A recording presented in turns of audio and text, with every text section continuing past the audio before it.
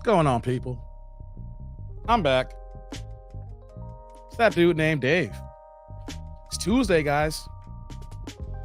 It is Tuesday. Tuesday, August 22nd. How's everybody doing tonight?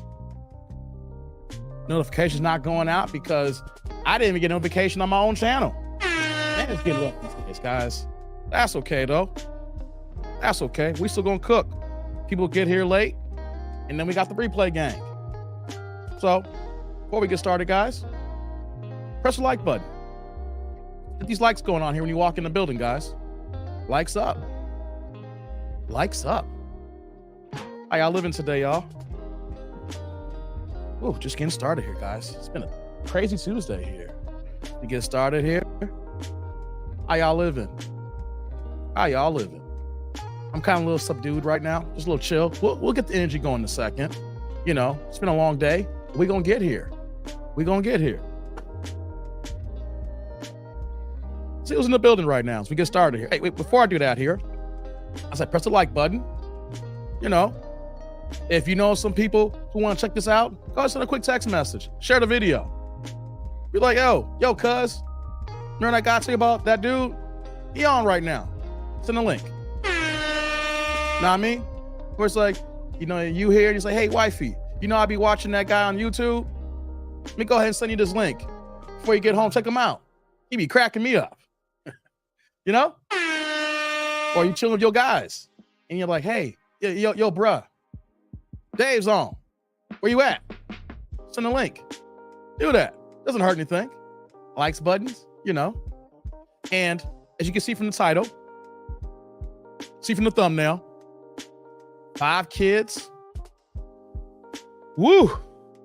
3 different men. God dizzle. It's crazy, man. It's crazy. You know, some people may think that, you know, I hate women. I'm misogynist. I talk about women, modern women, single mothers and things of that nature. People take it the wrong way. They think I hate women. They think I despise them. Think that I'm just here to be on this mic here, just to be talking about people, to just be talking about people. It's not the case here. It's not that whatsoever. Before we get started here, guys, I do this live stream. I do these videos. I communicate with y'all because I love being black. Because I can't be anything else, right? I can't be like Sammy Sosa and look like the goddamn Pink Panther, right? But I like being black because I don't know anything else what I can be. I can't change my skin tone. I can't change my heritage. I can't change my culture. I can't change my parents. I can't change my family. So this is all I know. This is black skin or brown skin or caramel, how you want to describe it here if you want to get technical and too dang detailed, you know? But I do this because I like being black. And, you know, it's getting rougher and rougher to see our communities keep going down, down, down. And what I've come to realize that some people may not recognize it though, we do not get to a solution until we can identify the problem.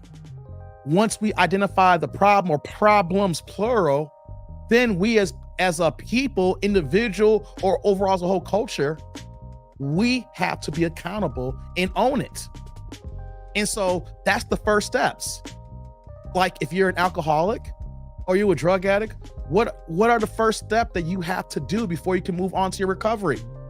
Admitting that you have a problem. And so that's why I'm here. That's why I do this here and I'm consistently doing it. Because we as a culture have a problem.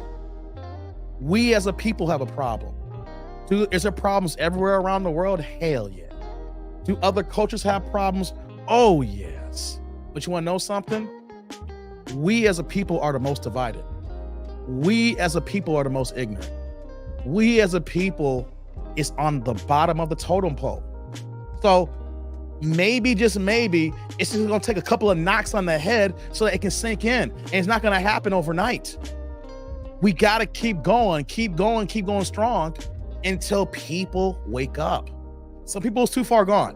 We already know that. Some people at a certain age, some people are grown in certain areas, some people with their mentalities, you know, their limitations, some people are too far gone. What I want to do is want to keep talking to reach the people who are not that far gone yet. They may be on the brink here, but we can get them back. That goes for men and that goes for women. Because you guys know that even though I do these videos on women, I do occasional men from time to time, but what do I always say? And I'm doing this to start the video so that people can understand the understood, that I'm about men leveling up. I'm about men being on their purpose. I'm about men being on their grind. I'm about men stop being Pookies and Ray Rays and Dusty Darryls and Chads and all of the Tyrones all together. You know, you can tell that I'm starting off like this because this video is crazy, right? We're going to get into it in a second here, right? But I just want to state this because there's been a couple of things that was said to me in comments, and then I had some interactions with some other people. And it's like, you don't watch me. You have not paid attention to one live stream. You probably clicked on for about 3 or 4 minutes when I was on one of my heavy rants, and then you was like, oh, who cares about this guy here? This guy doesn't know anything. But if you ain't here for the whole dizzle, if you're not here from the beginning with the appetizer plate, from the dinner to the dessert, how you gonna know? How you gonna know how I rock? How you know what I think? How do you know how I feel about my people? How I feel about my culture? How I feel about my family? You know, there are days where that it's like, man, it's just frustrating. It gets tiring. And it's like, man, I just want to give up. I just want to throw out the baby with the bathwater. But you know what though? Get a good night's sleep. And then you come back and it's like, you know what though? The grind don't stop. This party got to keep going. The train is not stopped here at this stop here. We got to keep going to the next stop, and then to the next stop, and then to the next stop. And we got to keep going, people. It's all right, what I'm a little slow here, but you know what though? It needs to be said, because, you know, being a YouTuber, or how you say, I should say I'm a YouTuber, even though I'm on YouTube. I'm not just a YouTuber. Or if I put my content on Facebook, you know, you're on Facebook, you know, Facebook Watch, you know, or if you're a TikToker, no. I'm a content creator. All my words are generated from my thoughts of being a creator, you know? So we need this, guys. We need these tough conversations. We need to talk to the people who still have a chance. Now, so like I said, some people are so far gone, we just gotta let them go. You know, we need to separate ourselves and take the people who are ninjas or niggas, right? There's got to be the way to get them back on the right path to be a black person. Because there's a distinction. There's a difference between black people and ninjas, or black people and niggas. Say it like that, right? There's a difference. Anyone know something? How you depend on the terminology, people get mad, say, are you black, you African American? Whatever it is, are you not a ninja? I'm not a ninja. I'm a black man. I'm proud of it. So the party don't stop, people. For all y'all that's hating on me, don't worry about it. I'm still here. We're gonna keep doing this here. And you will not understand me until you hear a full live stream. Now it's time to get into it. Who's in the building? Before we get started here, wait, TD&D roll call. City, state, zip, area code, rep where you from. You know me, 630 Chicagoland suburb, stand up. If you coming in, if you're here right now, or you coming in late and you hear this part here, rep where you from. Let me know where you at. All right, let's get it going here, man. Shout out to my man Bill in the building. What's going on, Bill? Good evening to you as well. Laura, what's going on? Taste the truth. What's popping, man? Gabe in the building. Arthur, what's going on? I see y'all. Let me see. I gotta adjust StreamYard here. Sorry, guys. StreamYard acting a little bumpy here, as always. What's going on, Wanderer? Yeah. What's going on? 773. I see you, man. I see you. MOP's in the building. I see you, man. What's popping? What we got here? We got Manuel in the building. What's popping, Manuel? Yeah, we just getting started here, guys. We literally just clicked this live button here. We just started the broadcast. We just getting this thing going here. What else we got here? Oops, dang, StreamYard be acting funky here. Here we go. We're back. Yeah, Wilmington, Delaware. That's what's up. Detroit in the building. I see you, man. Thank you, Bill. Hit the like button on the way in. Yeah, Sensei here. 914 Sarasota. We here. That's what's up, man. Oh, just like I saw someone Canada girl was worried about the wrong thing. Yeah, we're gonna talk about it, brother. We're gonna talk about it. We're gonna get into it. Also, guys, what kills me also, and if you listening, and if you still feel some type of way, leave my channel. Get away from my comment section. Like, first things first, guys. If you guys missed any content, you guys know where to go to. Did a live stream yesterday. You know, we talked about several things. So we had a lot of fun last night, you know. So check out the previous content. But one of the things that I did yesterday was talk about just racist things, aka Pearl. And since I talked about her yesterday, what I did was like, I don't want people to miss this here. So I ripped a part of the live stream and dropped that this morning here to be a separate video. I didn't drop I can't remember, I didn't play the whole thing. So if you guys see the video that's on my channel there, that's not the full Pearl interaction. There was some stuff that was prior to that as well. And then I kind of dibbled and dabbled throughout the live stream on that, right? So what happened today, though, was that some jackass, some dummy, want to come in my comment section and is going to ask me, well, how you going to say Pearl racist?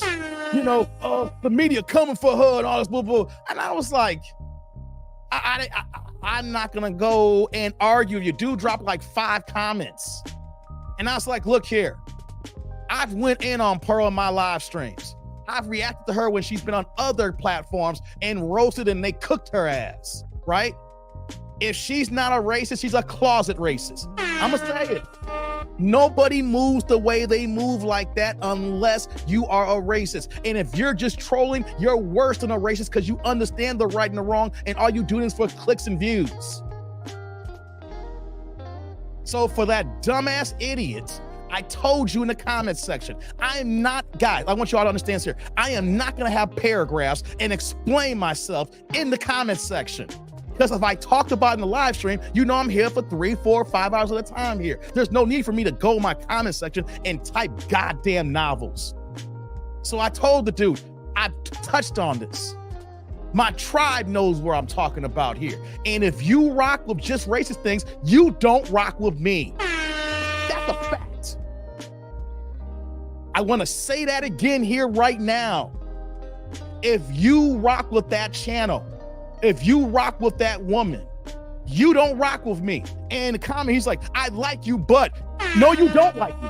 I'm telling you that right now. If you are with her, you don't like me. It's an oxymoron, I told him in my comment section. And I'm not going to go back and forth. And I told him, I said this here. If you try to make another comment and justify what you're saying here, I'm blocking your ass, goofy.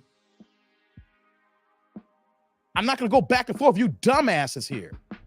You dudes who are caping for Pearl. Any man, black, white, Puerto Rican, Mexican, I don't care what nationality you are, right? If you cape for Pearl, you are a simp. You are a punk. You are a beta. And I'm going to say it here right now, no censor button. You are a bitch.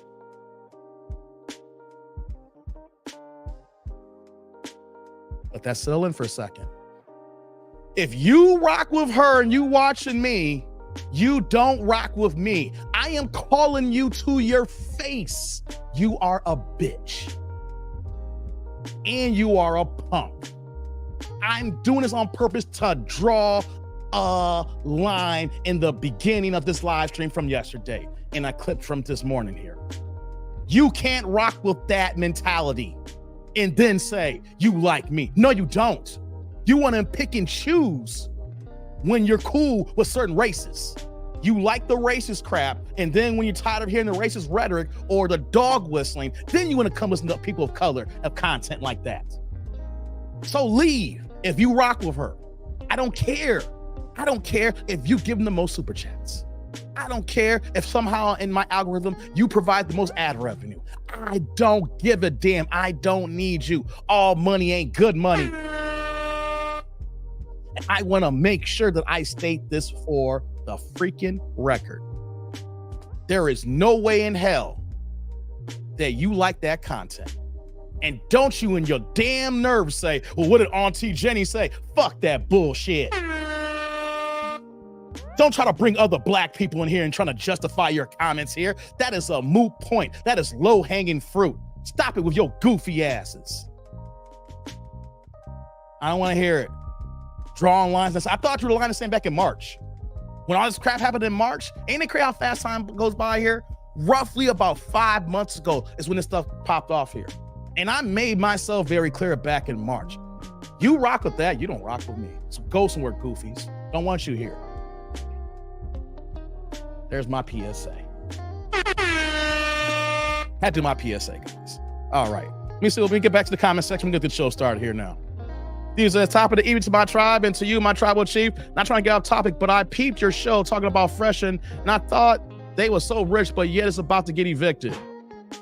Well, here's the thing, Steven. It's not just about being evicted. It's not about money. It's about breaking the rules.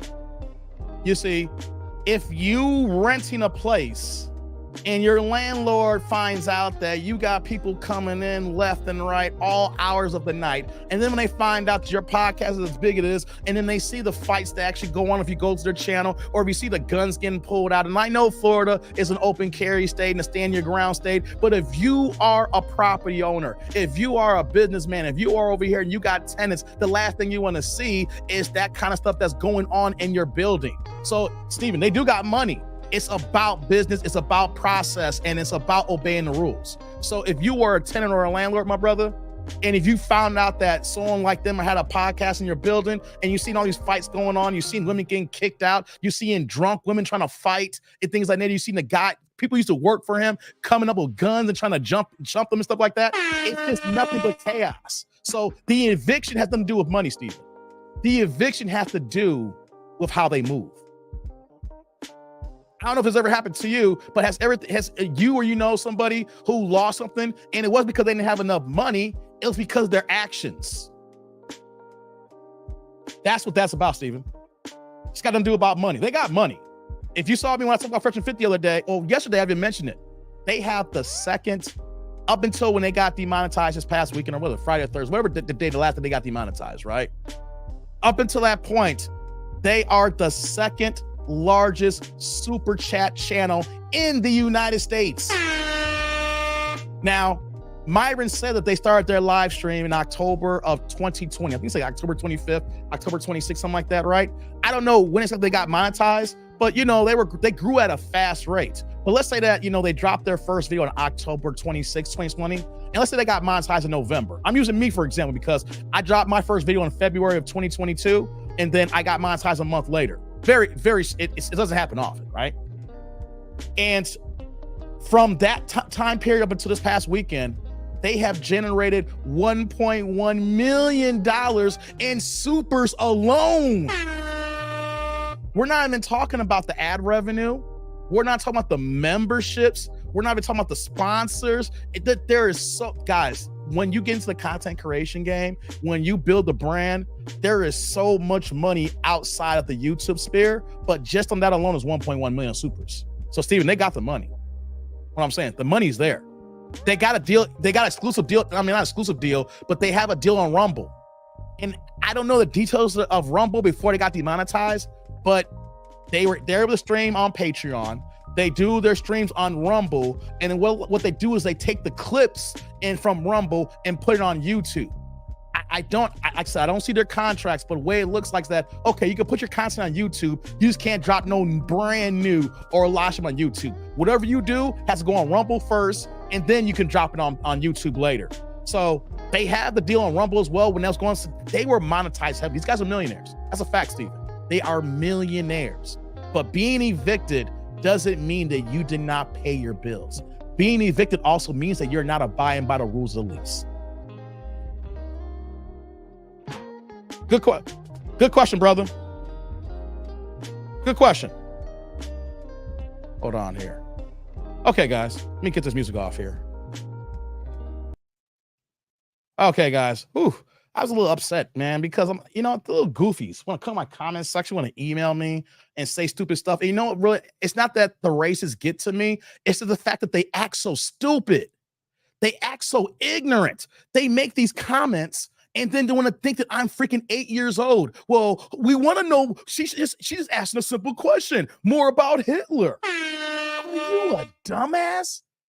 Did you not watch what I said here? There is nothing new about Hitler since I was in school, in high school, guys. The same information that we got about that man, it's the same information we got now. And then people trying to make these, the person in my comment section is acting just like her. And it's like, yo, I was born at night, not last night. You must think I'm as stupid as you look. No. God, I don't know if you caught that here when someone said that. You can borrow this one here. When I say, you must think I'm as stupid as you look.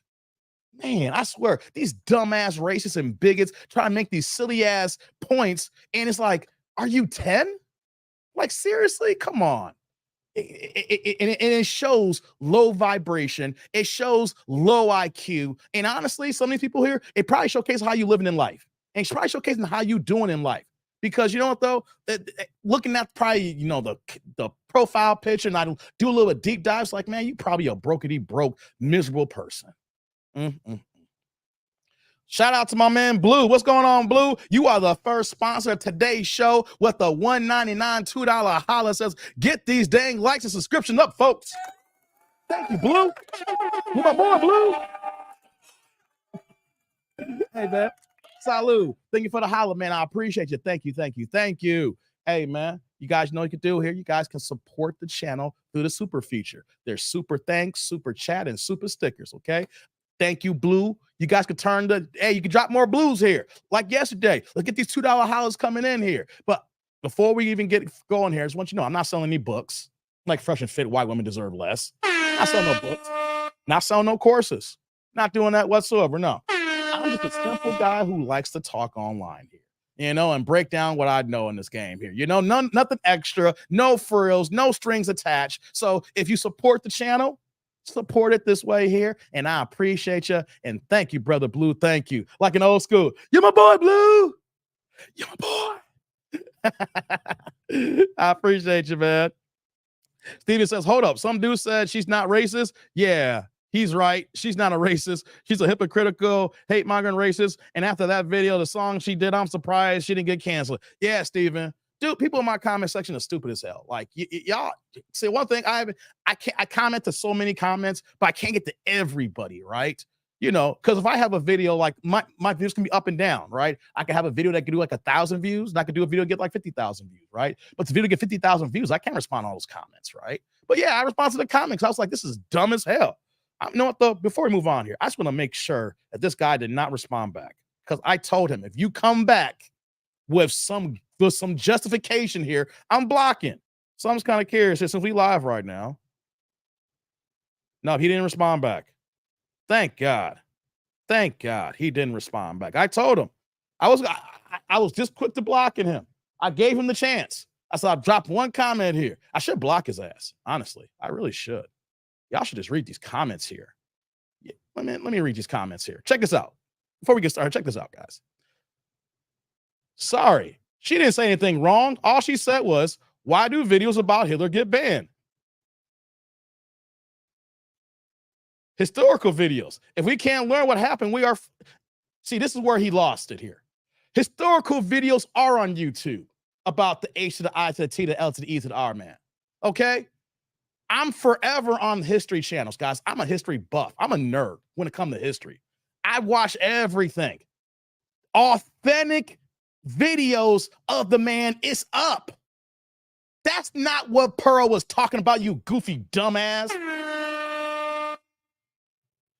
Said, this is all she said in the song. She didn't say anything else. If you clip it at Hitler was a good guy, you got yourself a clip and get clicked. If you listen, I'm not saying Hitler's a good guy. Shut your goofy ass up. I just want to be able to find out why he's being able to get to where he got. I want to find out what the conspiracy is about. And they said, I like you, man, but they're trying to take her down over nothing. This is the commentary of a closet racist, guys. He gonna say, man, show me where she was racist. Not in this video, not in this song. The song is goddamn racist. Or bigoted at least. Lord, this guy want to go on.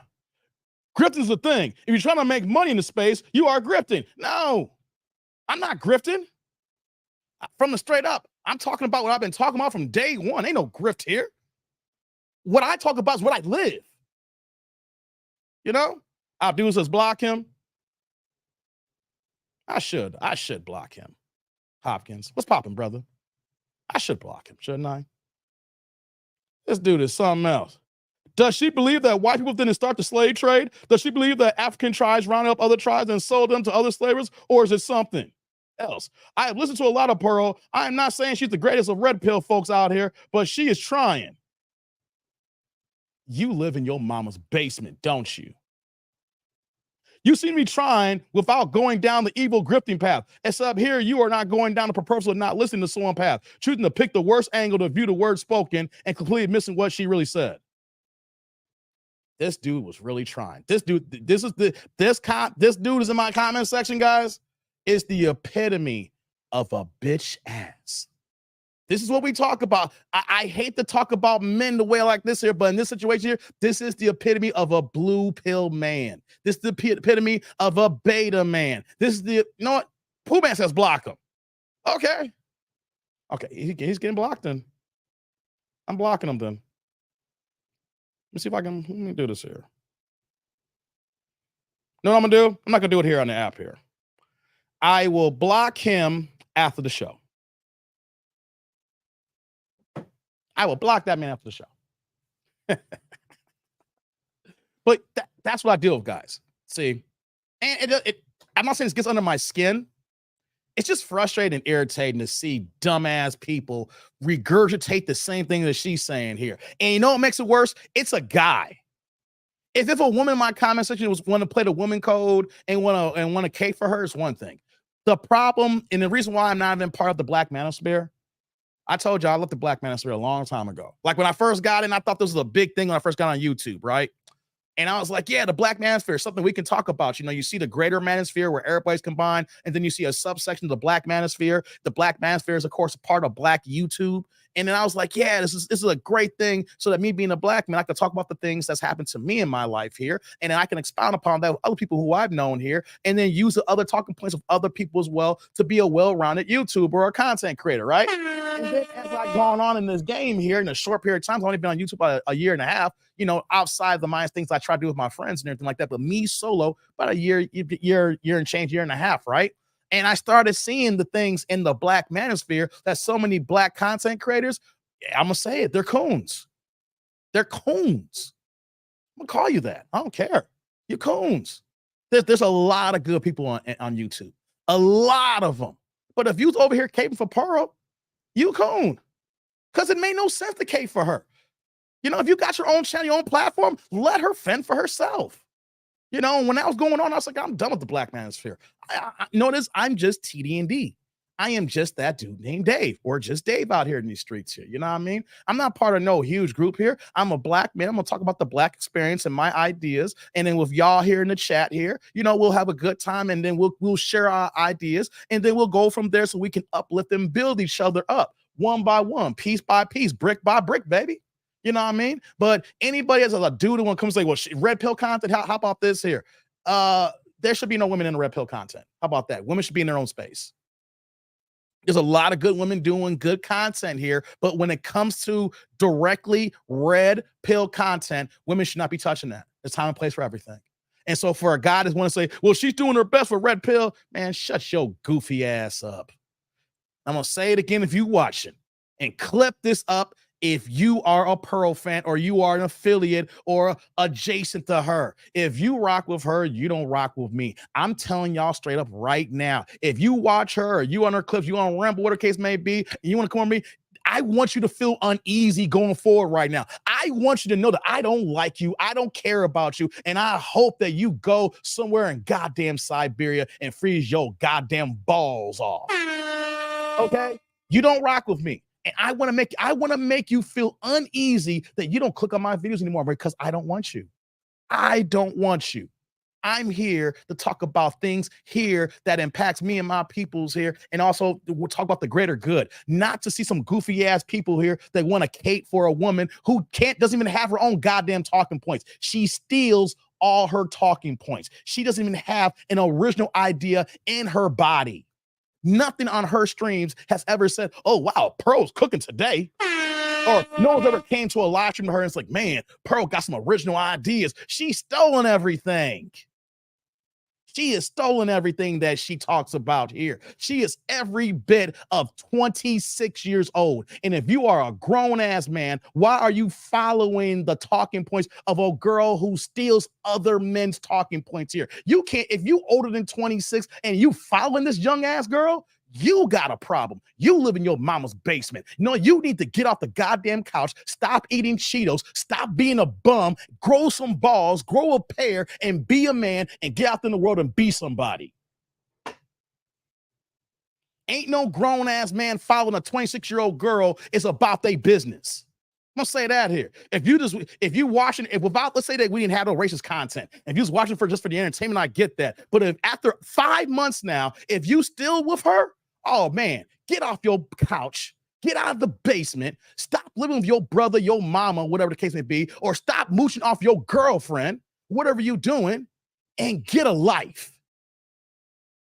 Get a life. I'm sick and tired of these bum ass dudes out here that's making it worse for real, good, honest brothers and fellas like me, myself, and my tribe here. Yeah, I'm gonna say it here. No, you guys see in my live stream, you see the thumbnail. I'm gonna get to the woman in a second here, but I gotta talk to you guys, men here, so that you know I'm not a hypocrite. So you know that I don't be false flagging. So you know that I keep it straight down the middle. I'm as fair can be here. And some of y'all dudes ain't living right. Some of y'all dudes are janky as hell. Some of y'all dudes are just straight up bums. And because you're bums, you don't have a strong bone in your damn body. And it takes a man to call this out here. It takes a man to call this out here. And that's one of the reasons why America in general is going down the tubes. America's going down the tubes, not just the fact we were talking about feminism. It's because we got weak ass men who don't got a backbone to stand on and don't know what is right and what's wrong.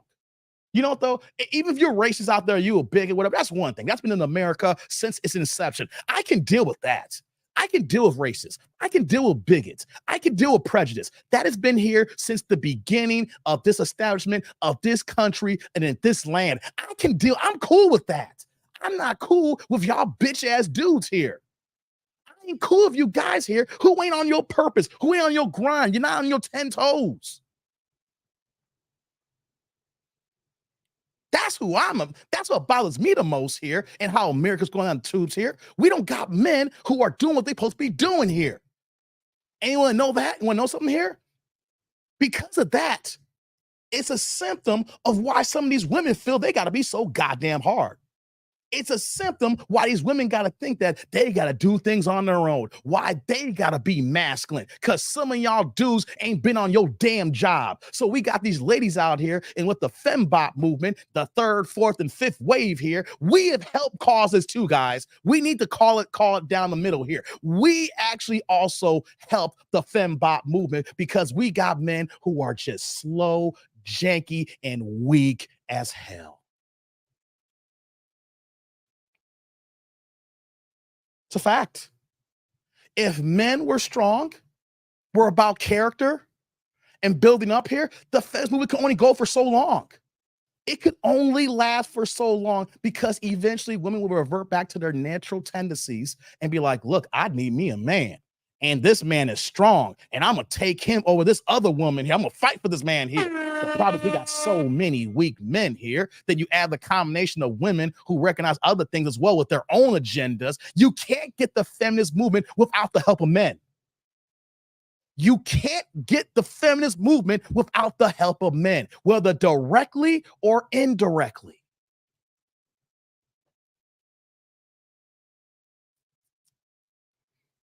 So for y'all weak men out there, whatever you need to do to get yourself better, you need to ask somebody, talk to a big brother, talk to your uncle, go to your next door neighbor's house, email somebody who actually is on their purpose and doing something with their life here. They ain't got to be rich. They ain't got to be wealthy. A man is a man wealthy. He's making $80,000 a year, making $800,000 a year. A man is a man. He's taking care of his family, taking care of his wife, taking care of his kids, helping out with the rest of his nuclear family and the extensions on that as well. If you are a bum and you are complaining and you still ain't doing nothing about your own life, and you are part of the problem.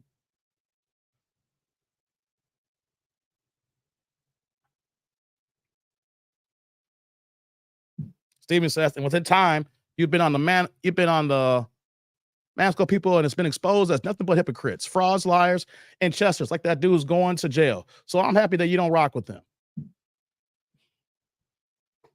I'll say it. Like people know what though. I'm not gonna call them by name here. You know, they probably realize, you know, they effed up.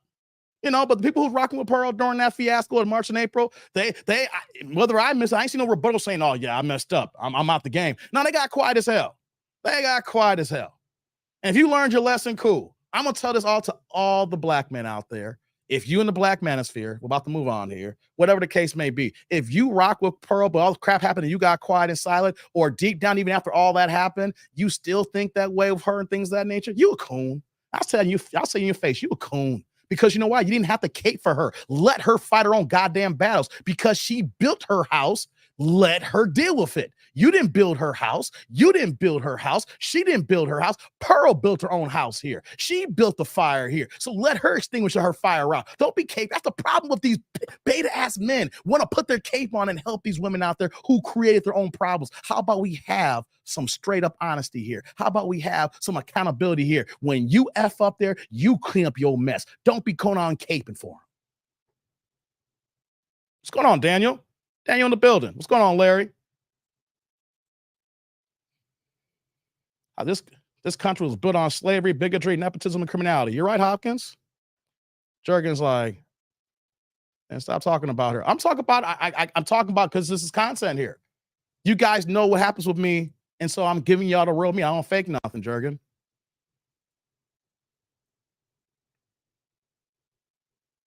Vince says, interestingly, I had to ask a bigot, do sound like you don't like America. He didn't know he feel proxy wars. I guess I was talking over his head, dummy. I hear you, brother. I hear you.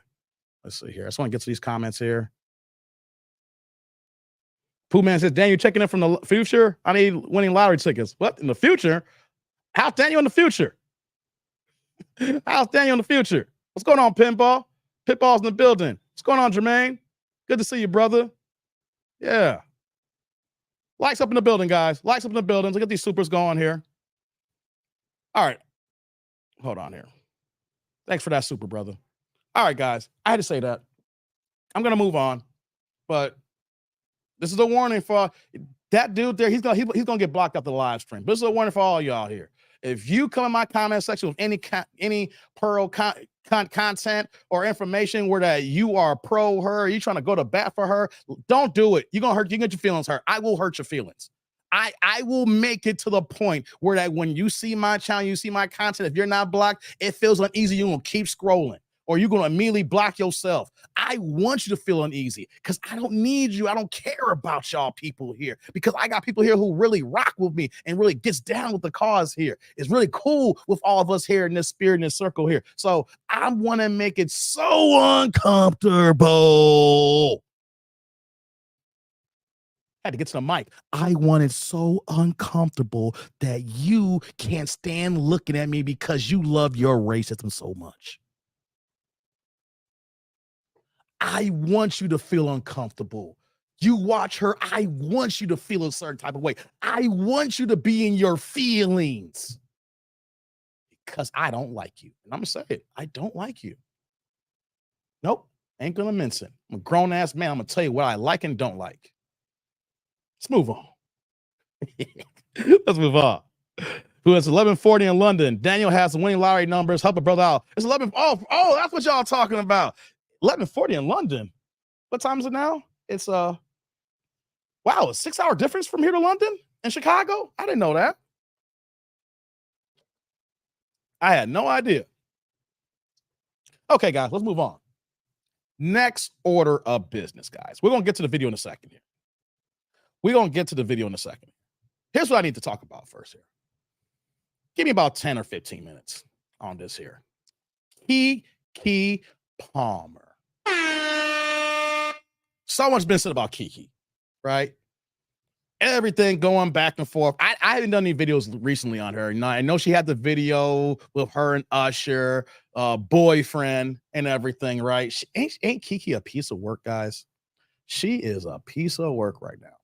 And so up until last week, the appearance that we got was Keke and Darius are broken up now. They're broken up. She's doing her.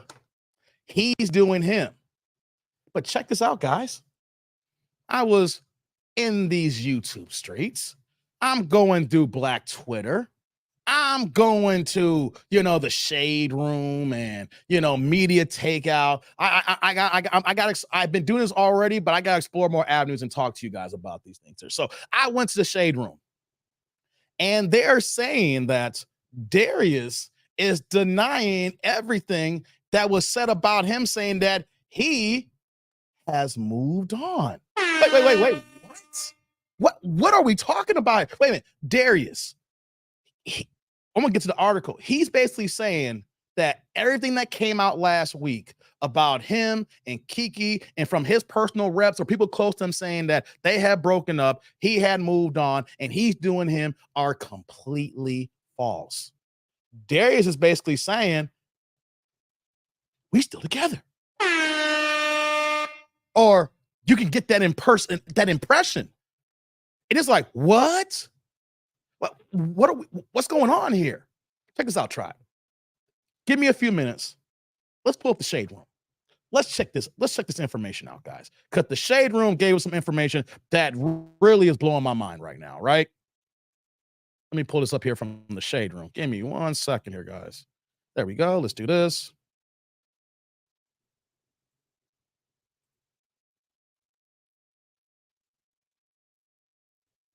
Okay, here we go, guys. Here's the article. Shout to Shade Room. Okay, let's get into it, guys. Darius Dalton shuts down recent reports about moving on from Keke Palmer. Oh my God. After everything that Keke has put him through, I get it. That's your baby mama. She is the mother to your son. But you are going to stick around for this disrespect? Let's look at it, guys. Let's continue here. Look at that picture there. They look so cute. Oh, she's looking happy. He looking pissed off right now with that Zoolander face. Guys, does that not look like Zoolander? That's that Blue Steel face there. Blue Steel, right? But check us out here. Here's the article says, if Darius Dalton plans to move on from Keke Palmer, you can bet he didn't speak to the media about it. At least that's what Dalton revealed on Friday, formerly on X, Twitter. I haven't spoke to anyone about anything or gave permission to anyone to speak for me. So all these sites and posts about me making type of statement is false, he wrote. Oh, wow. You see here, the shade room, they post this on Instagram too.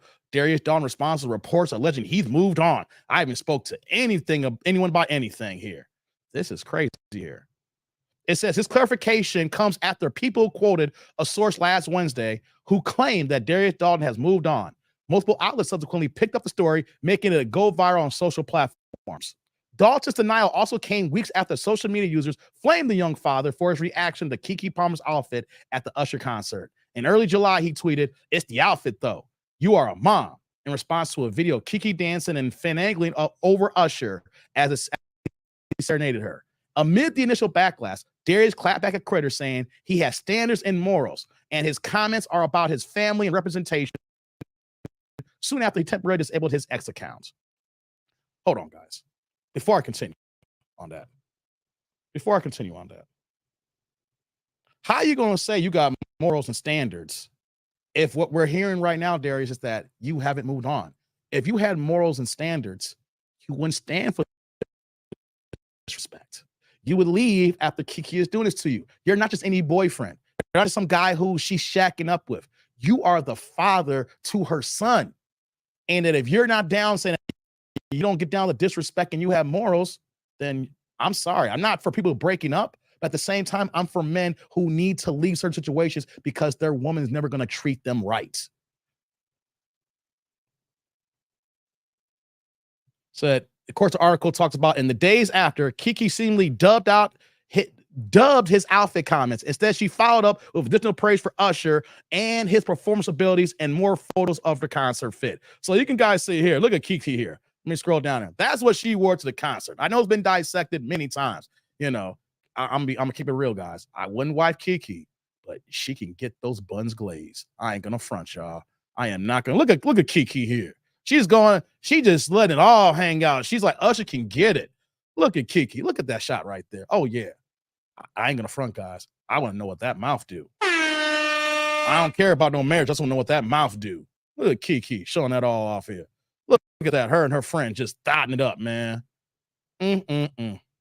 So then last week, Kiki announced that Usher tapped her to star in his boyfriend music video. Though she didn't play the role of his bae, just a rendition of Usher himself. The video featured a jokey joke she told at the beginning of the video about being a mom, getting social media going. She thanked the R&B superstar for the opportunity. Let me say, Usher, I remember when I was 12 and auditioned for In the Mix. You have been killing it all my life. As a true lover of the arts, your talent and craftsmanship are a rare combination, and I aspire to achieve as a performer, Kiki wrote. You are a living legend who is worthy of all. Thank you for encouraging me and seeing me as an entertainer. I am. I know I'm a girl, but when I watch her videos, I never wanted to be. I wanted to because the girl in them. I wanted to be you. Thank you for making a dream come true. She laid on thick there, didn't she? Now, check it out, guys. This is the video. I can't play it. You know, I could. No, I'm not going to. No, I'm not going to get flagged here. You know, so I don't want to get flagged here. I would play it if I couldn't get flagged on YouTube here. But check it out, guys. Check it out. Darius, what are you doing? Darius, what are you doing? It's a hard time for a young man. I get it. He is not on his square. He is not on equal footing. This kind of leads into what I was talking about earlier in this live stream when I got started here about men who are not confident, who are not building themselves up to be the men they're supposed to be. And here you are now, you living with your girl, you know, because you got with a woman who's actually bigger than you, more successful than you. So you become the house husband. And because of this happening here, you allowed yourself to be disrespected by your lady. And then knowing that if this is actually true from the shade room, if he's saying that all the stuff that came about him breaking up and him moving on are false and nothing came from him, and he's been quiet this whole time, why Kiki have been making noise, making comments, going in Usher's video, keeping this strung out a lot more. I don't know if you guys seen the one video of her performance and she was dancing and twerking it up and things of that nature. Darius is the classic example, fellas, how you do not want to be a woman who is walking all over you. Darius getting walked all over, and Darius is being showcased as a man that this is the poster child of who we don't want to be. Your women, here's the thing. I know you chose Kiki, and she's out here and how she's moving here, but this is what happened, man, when you choose the wrong woman. When you choose the wrong woman, she's going to disrespect you. She's gonna test you. And then you're gonna see her flirting with other men, even if she even has your baby. And then when you call it out, she's gonna make you and get all of her people around her to make you look like you silly, to make you look like you dumb, to make you look like you are insecure, make you look like you are not in your masculine frame here. So men, we cannot be like Darius. And if Darius can see this video, I'm sorry. You should not break up. But there are certain situations where men need to leave. Right? Because if your woman's never going to respect you, that is going to be an unhappy life. And you know what? Your kid is going to see how your mom disrespects you. And they're raising a son. So we can only see the future of this little boy being raised, knowing that the father is being disrespected by the mom. The mom is rich. She's in the public. She's an actress. She's a singer. So she's going to be always in the forefront here. And so what we're going to see also, because the situation here is once again another generation of another feminine man soon to be. They have a son together. Do you guys think that this son is going to be raised in a masculine household? I don't see it, fellas. I don't see it. Let theirs be a cautionary tale, guys, right? I don't care if your woman makes more money than you. I don't care if your woman's more successful than you. But at the end of the day, she needs to show you respect. She needs to understand that you are her man or you are her fiance. You are the husband. You are the man in the household. Just because you make more money doesn't mean that you get the right to disrespect me. I'm not going to, if I'm the breadwinner and being the man, I'm not disrespecting my woman. There's levels to this game here where in relationships we have to have an understanding so that we both can be successful. But if this woman's going to be constantly being disrespectful, going to throw the money in your face, and then you're going to be showcased that you are the man who is kind of weak, she is never going to change. So fellas, let's keep it moving here on this here, right? Don't do anything stupid to go for a woman that's going to drop you down a peg, and then you're going to be miserable and happy for the time of that relationship here. And then your kids is going to see that. And best believe when your kids grow up, they're going to see how their mother is. But at the same time, too, there's going to be a level of disrespect and a level that they don't rock with you. They're going to say, man, my dad's a punk. Best believe it. One day see their mom acting like a banshee, but they're also going to recognize that they daddy, they dad, they pops, they father was a punk. And that is the last thing that we need our young boys growing up to see.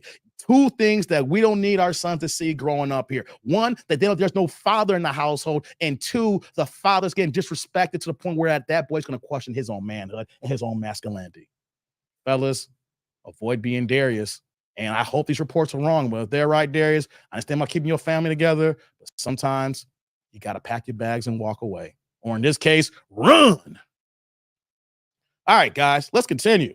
Let's move on to the show here. I'm glad that y'all can listen out to me, man. I'm kind of my introspective tip today. You know what I mean? You know, sometimes I can be goofy and you know, and then right now I feel really introspective. So thank you for hearing me right now, how I'm moving right now. Shout out to my man MOP in the building with the $2 holla. Turn the chat blue saying Moist Watkins and him must be related. SMH F him. Hey, man. Come on, MOP. Hey, man, you still on Moist Watkins, man. Hey, yo, man. Salute, MOP. Thank you for the holler. Thank you, brother. Hey, guys, I guess we continue this from yesterday. Let's continue these $2 hollers going on, man. I don't care if you turn the chat blue, baby. Let's keep them going. Let's keep it going. Pay these tithes, man. This ain't for free. I'm over here giving y'all some real stuff here. You think you can get this for free? You can't go to no local barber shop if you gonna get this kind of information. You make it a good. You ain't gonna get this. You ain't get this knowledge, man. Thank you, brother. I appreciate you, man. MOP in the building.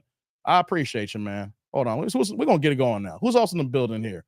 Let's see here. I see Project Leroy showed up. What's poppin', Project Leroy? I see you, Sheila. Quick's in the building. Okay. Okay. Quick is here. Okay. That's what's up. Who else we got here? Felix, what's poppin', man? What's poppin'? Okay. Who else we got here? Rod's in the building. What's poppin', Rod? Good to see you, brother. Okay. Who else we got here? We about to get cooking here. All right. Who else we got here in the building? Coming in and out. Thank you, MOP. Appreciate you.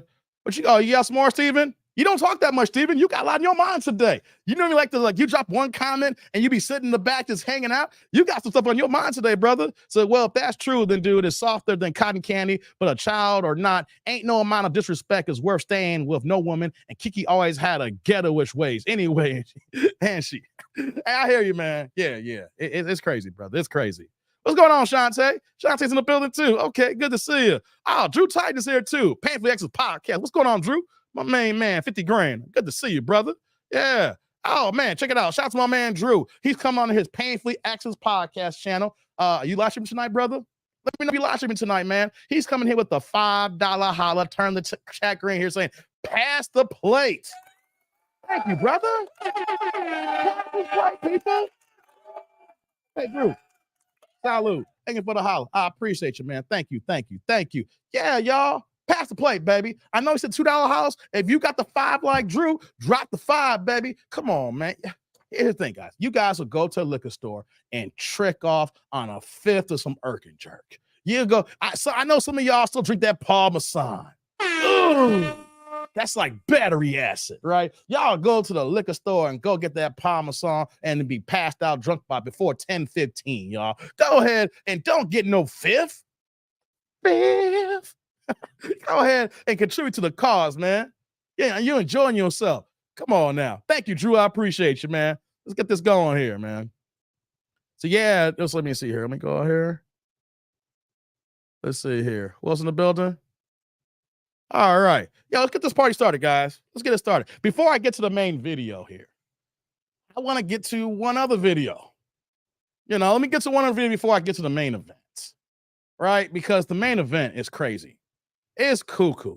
I need y'all to hang out for a few seconds for this one here, right? Let me pull the video up here, guys. I'm going to pull this first video up. Let me see here. You know what? I'm not going to do that. No. Let's get to the main event.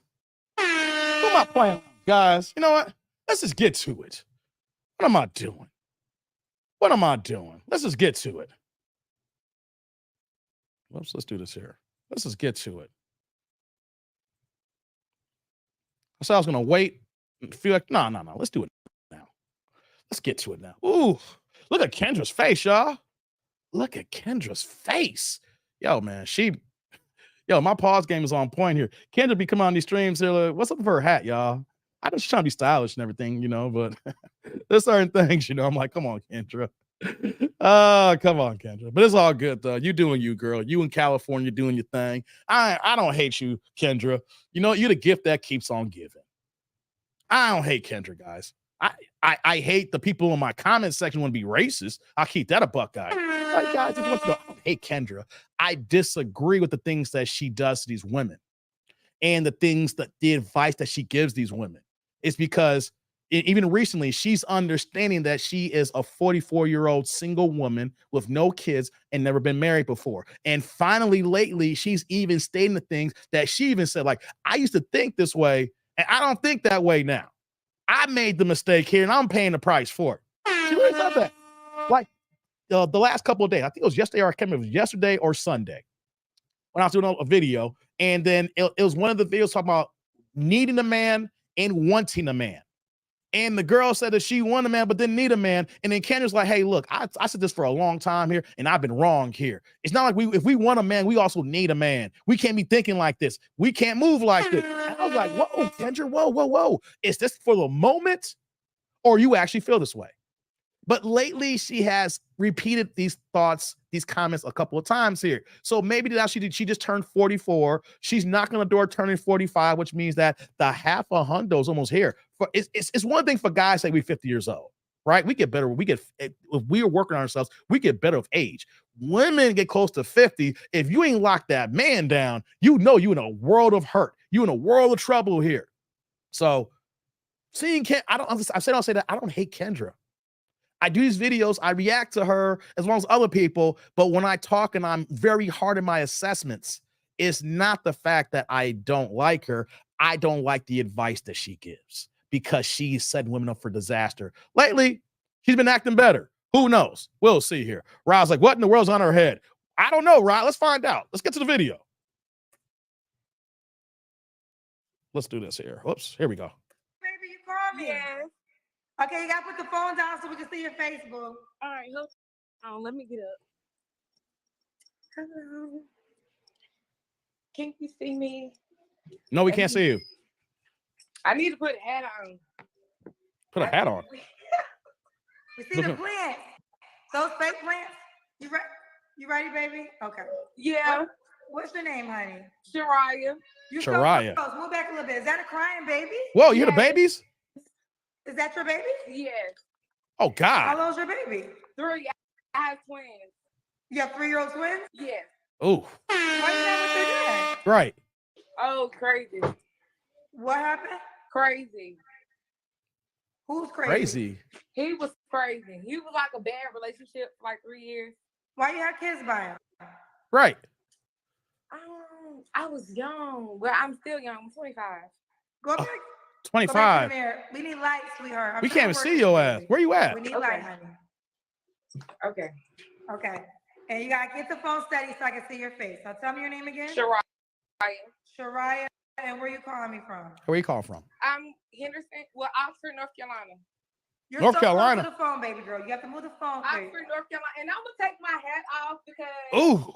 this month is my birthday month, and I'm all about natural. So this is what I look like. Oh, God. Without no wig on, no makeup, no eyelashes, no nothing.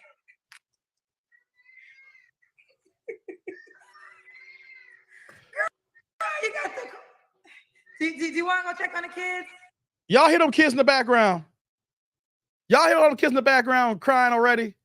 Normally, it takes a few minutes before the kids get crying and stuff like that. Man, why are you calling to your show if your kids acting up and crying like that? So she's 25 and she got 3-year-old twins. Woo, boy, that's a lot right there. That's a lot right there. Hold on, before we get really cooking on this video here, let me get back to the big box here. 1 second here, and shout out to my man Dank in the building. Dank came in here with the $9.99 $10 holla. Turn the chat yellow. What you got me, brother? Men age like wine, women age like milk. Ooh. The milk's gone bad. Hey, Dank. Salud. Thank you for the holla. I appreciate you, man. Thank you. Dank, man, you a real one, man. Hey, Dank joined the members yesterday. Shout out to Dank. Every time he comes in, seems like he's on point, dropping the $10 holla on your boy. Respect. I'm humbled, Dank. Thank you, brother. I appreciate you, man. Lord have mercy coming through, man. It's my man, 50 grand. Yeah, that's what's up, man. You came in with the peace sign after the fact. That's what's up, Dank. Good to see you, brother. Good to see you. I'm glad you're able to make it, man. I'm glad you was able to make it. Shantae's like, not true, Dank. Sorry, Shantae. We do.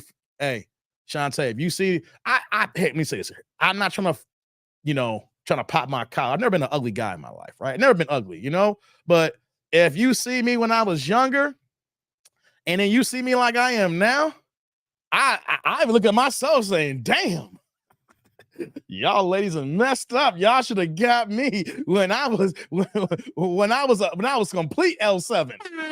Y'all should have locked me down when I was straight up L7. You know what I mean? Now that I got a little wherewithal on myself here, got a little manlyhood on me, got that gruff on me now. Hey, man, hey, they some of them still they upset now. They see how brother grown up, and they're like, "Ooh, Dave." And I'm like, "Ooh, no." Yo, we do age like wine. I'm gonna tell you, hey, that dude at 23, and this dude here at 43, two different men. I take the 43-year-old version of me any day over that 23-year-old version. Hey, I was still on mine. I was growing though. I was growing, but Dank's right. Fine wine. Back when I was 23, you were just smashing them grapes on me. I was the grapes, and you smash them before you can go ahead and get the process and ferment them to turn the wine. 23, I was still grapes. Now, hey y'all, what bottle we are here? We 43 years age right now, baby. Oh man, and he's like, Kendra look older than 44. Damn, yeah, Anthony, she is 44. She just turned 44. She's a year older than me. I thought I think she had the same birthday as me in March. Not the same date, but no, she's in May. He's in May. So she's like 10 months older than me. But yeah, man. Yeah, she's 44, y'all. She is 44. Hold on. I'm gonna get the rest of these comments. Oh man, I didn't see these here. I was about to move on. This says Pinball's like, brace yourself, Dave. For real? I need to brace myself, brother. Hey, come on, man. Don't do that to me, man. We're gonna get to the video here. The edge is gone. The edge is gone, girl. God damn, Thomas. Thomas is wrong. Rod's like, Kendra caught her at a time when a chick removes her wig so that they can let their real hair breathe. Damn, Rod. Damn. Hey, man. Hey, shout out to Quick in the building. What's going on, Quick? So coming in with the $1.99 $2 holla, turn the chat blue here. Let's get these going, guys. Let's get these $2 hollers going. I appreciate you here. What you got me, man? This broad is hot garbage. Oh, man, Quick. Appreciate you, brother. It's just hot garbage, huh? Hey, man. Salud. Thank you for the holler, man. I appreciate you. Thank you. Hey, Quick. How you doing, man? You doing better? You had the surgery last month. No, that you was doing good. You said you walked last time we talked, you walked like a mile or something like that. So now that we're close to the end of August, how you doing, brother? Hey, guys, I just want everybody to know that Quick is my guy. He's one of the day ones as well. He had a surgery about a month ago, and I hope that you're doing well, your recovery, brother. I know you're on your feet, but I hope you're back to your regular feet, and everything's going dope with you in New Orleans, brother, in Louisiana, man. I hope you better. And this is how I rock. If I know you with my peoples and I know something happened to you, I'm a rock for you, man. So, Quick, I hope the road recovery is going smooth and it's going quick, like your name. Shout out to you, brother. Thank you. What's going on, Cold Fusion? CF's in the building. Dave's is top to door. Thanks, CF. Hey, and right after that, we got my man Gemini in the building. Gemini J with the $2 holla, turn the chat blue. Let's keep them going, guys. Keep the $2 hollers going. Let's go here. Say, is that Snagglepuss asking for a friend? That's Snagglepuss, man. I heard Snagglepuss in a while, Jay. Come on. Hey, brother.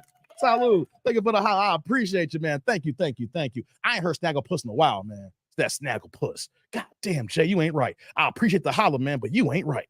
Man, oh man, let's get these $2 hollers going, man. I appreciate you, brother. I'm humble when y'all contribute to the cause and y'all go ahead and blessing your boy here. Hey, man, gotta pay these bills here. I appreciate you, man. Thank you.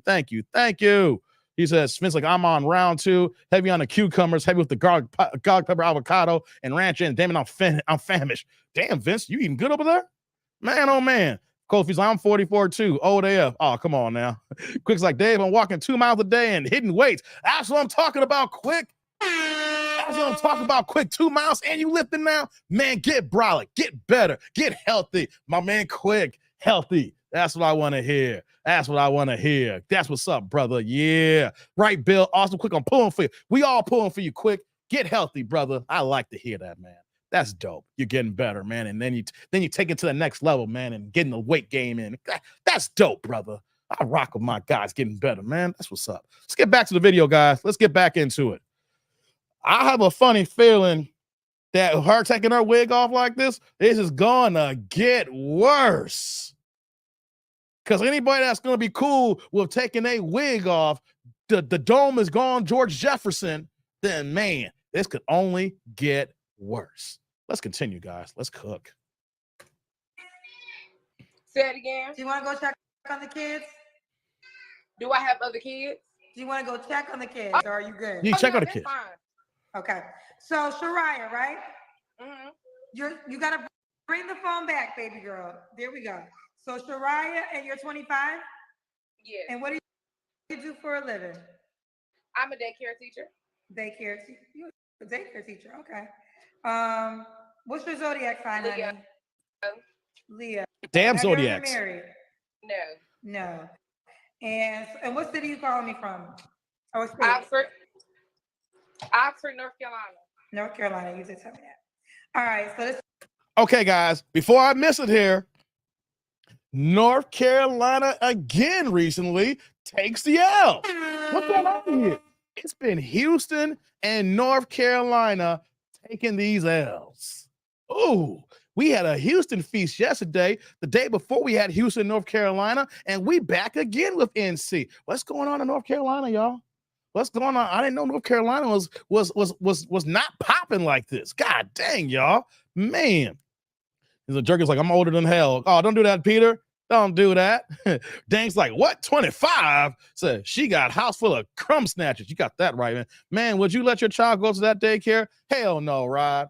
Hell no. If I see you, no. No, I'll watch my daughter. I'll figure it out. She can stay with me and I'll work and do double duty. I ain't gonna let her stay in no daycare with this woman like looking like. I'm sorry. The presentation is key, guys. I'm sorry. When I talked about the lady yesterday who had all them Chesapeake tattoos, y'all didn't tell me she had a neck tattoo yesterday. Y'all remember that? How come y'all still ain't come clean and told me that she had a neck tattoo yesterday of Afro Man on her neck? I'm still mad at y'all, tribe. And then y'all will come later saying, Dave, she got a tattoo on her neck. Forget y'all. All right. What's going on with these ladies lately? All right, man. Got Afro Man on her neck there. Got Jake Shuttlesworth from He Got Game tattooed on her neck here. And now we got this woman from North Carolina here who took a damn wig off here and she got her head looking like hot garbage. I'm sorry. Why click on the link online, guys, if you ain't looking your presentable self here?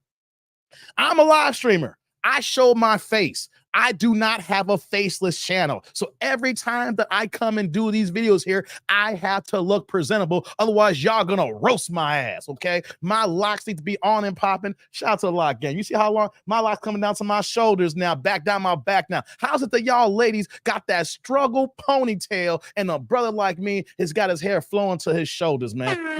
You can't make this up here. All right, so let's get to the video here. But like you said, Ryan, no, my kid ain't staying in her daycare. Hell no. I'm sorry. Presentation is key here. And if your hair looking like Who Shot John, I'm sorry. Baby, we got to go somewhere else. Let's continue. So this is Shariah, North Carolina. Are the twins your only children? No, I have 5 children. 5. Oh. And the How kid is. old are your kids, honey? I have a 6-year-old. I have twins. They're 3. I have a 1-year-old, and I have a 2-month-old. 2-month-old. Shariah. Yes, I do. 2-month-old. Are they by the same man? 3 of them. Yes. Shariah, baby girl, who are you looking for tonight, honey? No. Hold on. Oh, no. No, Kendra. I know your face. Look, you know my paw skin's on point here. Look at how she looks here. Hold on. Big box. Put me in a big box. Hold on. No. You 25, the oldest is 6, so you start at 19. Then the 2 twins came at, that they're 3, so they came at 22. So now you got 3 there. You got what she said, she got a 1-year-old. So that came at 24. And then now, right after your stitches had healed up, you went and got knocked up right away and got a 2-month-old. Ladies, if you got a 2-month-old, you only 2 months removed of getting your skins knocked off again because you've maybe just healed. You need to sit your ass down. Every time a man smells you, like now, you become pregnant. What? Anthony's like, Lord have mercy.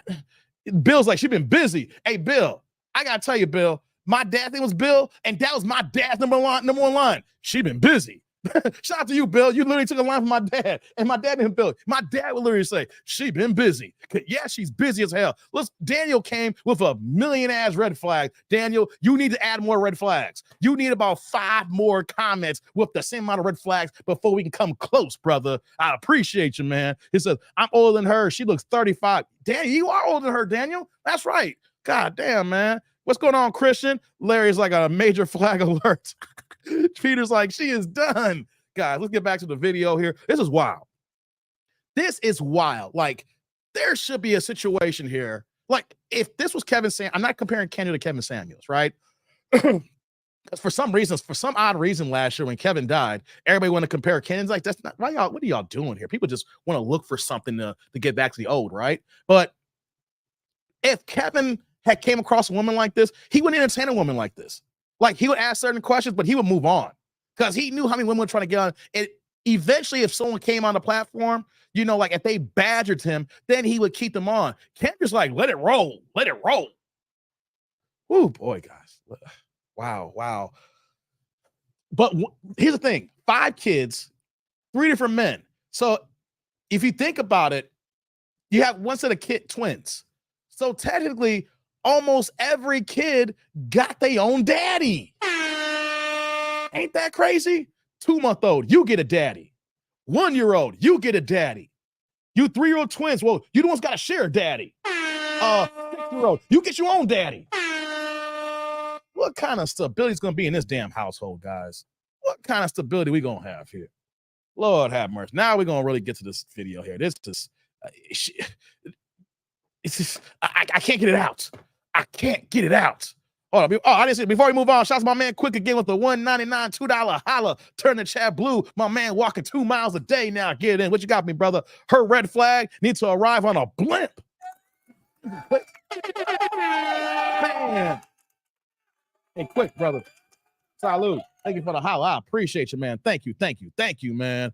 Man, a blimp. You ain't lying, brother. You ain't lying. Lord have mercy. Larry would question them, but Kevin would question them and told them, you don't get a man higher than your children's father. Exactly, Larry. Thank you, Quick. Exactly, Larry. Kevin will break that down. It's like, you don't need to be here. You're not going to find nothing better than your baby daddy. So you need to go back to your baby daddy or baby daddy's plural, one of them.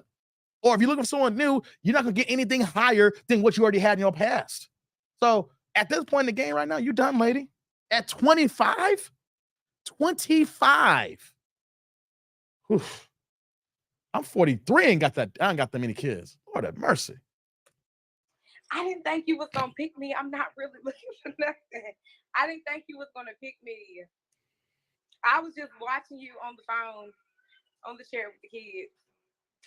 So I asked you in the beginning, did you want to stay? You said yes. So what do you want? Are you single? Yes.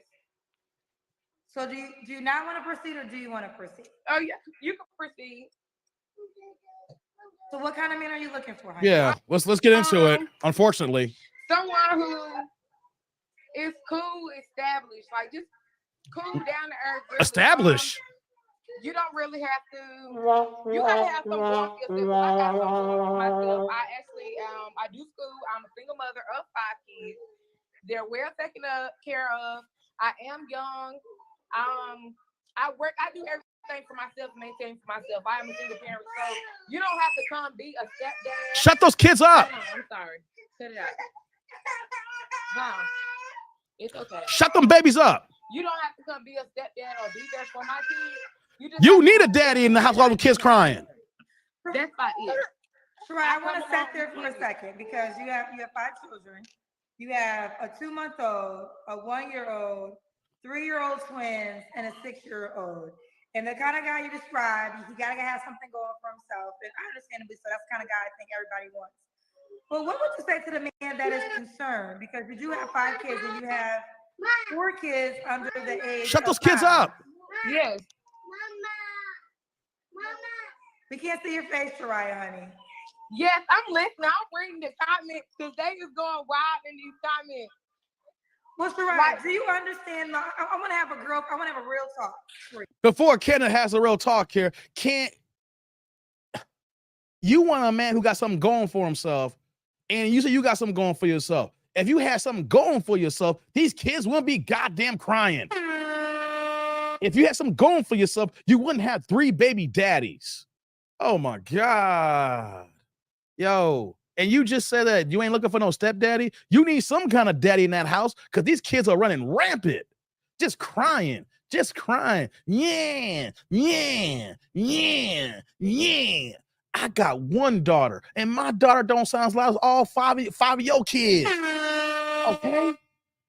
Oh my God. Hey, hold on. Before we move on here, shout out to my man Quick again. He's back up again with the $1.99 $2 holla. Turn the chat blue here. Put me in the big box. What you got for me, Quick? Uncle Sam does everything for her. You right. Oh, man. Hey, man. Salud. Thank you for the holla. Thank you, Quick. I appreciate you. Thank you. You right, man. Yeah, yo. This is my tax dollars going hard at work here. And if all y'all too here, all y'all tax dollars, this is where it's going to, people. Here's what you don't understand. I do pay taxes. I pay again. I gotta rework some things coming up in the coming year now. I gotta get my taxes lowered, right? My tax dollars is going to this banshiness, okay? And you know what the irony is? I've talked to someone recently early in the year, and they had the audacity to tell me, like, yo, I pay taxes. No, you don't. I pay taxes. You don't. No, you don't. You get a refund every year. All right, you living high in the hog here. You don't pay no damn taxes. You ain't got no property. You ain't making that kind of money. You stop playing here. This is our tax dollars going hard at work here, letting her live this lifestyle, y'all. Let's get back to the video. Let's hear some more crying ass kids, and we're gonna see how bad it's gonna get, guys. Let's go. Yeah. Let's have a real talk because Let's hear this real talk that Ken's gonna have. Sometimes there's judgment, but let's have a real talk with love. A real talk with love. What would you say to the man that is concerned? Because you do come with a lot that somebody will have to accept. And these kids ain't quiet either. Concerned about what? Baby girl, What? you have a 2-month-old, a 1-year-old, 3-year-old twins. Any man that's going to join life with you has to be willing to pay for you and your. Oh no, you don't have to pay for nothing. I'm not looking for no relationship marriage. You don't have to pay for nothing. My kids you don't want marriage. No, my kids are well taken care of. I'm Okay. not hopping on no boat saying nothing about marriage. That's for one. Okay. My kids are well taken care of. Okay. I don't need nothing from no one for my children. If I'm talking to someone, I'm talking to them for me. When I say you have to accept me, meaning you have to accept that I come along with children. You don't have to come in. For one, when I first start talking to you or dealing with anyone, you're not going to meet my kids when I first start talking to you or dealing with anyone. That's a one. You have to earn that. I don't just bring people around my kids. No, that's and fair. I actually clicked on accept because I feel like people are so judgmental of people who have children or people who are young with kids. Yeah. I make it happen. I don't need no man. You don't make nothing happen. You got 5 kids by 3 different men. You are an irresponsible person. You are ignorant as hell. Yes, there's a stigma with single moms because you know what? You then fucked up your life. You are tied to 3 pookies here. You got 5 kids before 25. You are not making it happen. You are making it worse. If you were making it happen, these kids will be crying right now. What are we talking about here? I know we're going to hear some more worse crap here, right? You are not making it happen. You should have a man in the house taking care of your kids. How about this here? Not every time you lay down with somebody, you don't give them a kid. Okay? You are 25. You are too goddamn young for this here. Unfortunately, these kids are here now. And you have to deal with it here. And any man that's going to be in your life, if he's that goddamn dumb, he's going to have to raise these kids too. You can say all this jankiness now. I ain't looking for a marriage. You should be looking for marriage. before you had these kids. I'm tired. And when I talk about I love myself being black, but this is the part that I hate about my community. Ignorant women like this. You can't blame this on men, guys. Ladies, you cannot blame this on men. This is not a man problem here. A man to make nothing happen. A man is just like luxury, like a bag. A man is luxury, not meaning sex or nothing like that, but it's extracurricular activity. I don't need you to pay for shit or do shit. Men are luxury. Men is like a luxury bag.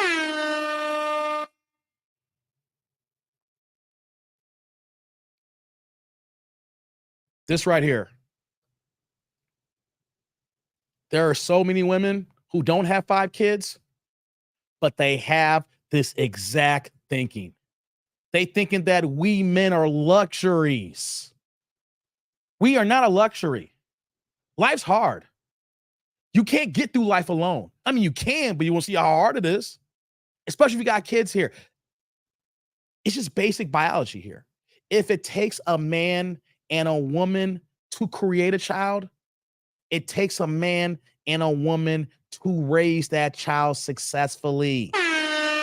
Can you do it on your own? Yes, you can. But what do the stats say about single mothers and kids raised in a single family home without the daddy? Kids are more likely to drop out of high school. On average, kids are more likely to be drug abusers. On average, kids more likely to abuse alcohol. On average, more kids are going to be involved in the prison system, arrested or committing crimes at an early age. That is the average. These kids will possibly be involved in gangs, which will lead to violence and, of course, will lead to jail and things of that nature. That is a fact. It is exponentially higher. I mean, the stats are crazy when you show a kid that's raised in a two-parent environment, and then you see a kid who's raised in a single mother environment here. You will see that the kid who has the parents lives way better, successful life, and everything I mentioned is almost the average. You are not making it happen. You have just created all these kids to set them up for failure. Cole Feature's like, we white people have ignorant people too. No worries. Yeah, I know you do, CF. Leroy's like, Dave, she sees men as commodity, which lessens our value in her own eyes. But Leroy, it's not just her. How many times have I done these videos where women say, I did it yesterday, that say they want a man, but they don't need a man. Women who have no kids have this mentality. This is even worse when you got 5 kids by 3 different men. The point here is that she is the example that even if you have a whole bunch of kids, you still think that men is a luxury item, when in actuality, these kids need their fathers to grow up to be successful human beings. Let's go. Shit for the kids until we make it there. That's the first part. Okay. But yes, I do one with kids, but you don't have to come talk to me worried about no kids because my kids are fine. Well, let me jump in. A couple things. 3 men. Why can't you settle down with any of the children's dads? One is incarcerated. Okay. He's been in and out of jail. We was together for 4 years. Incarcerated. Okay. The other 2. And damn, you hit his kids? I was 18. Okay.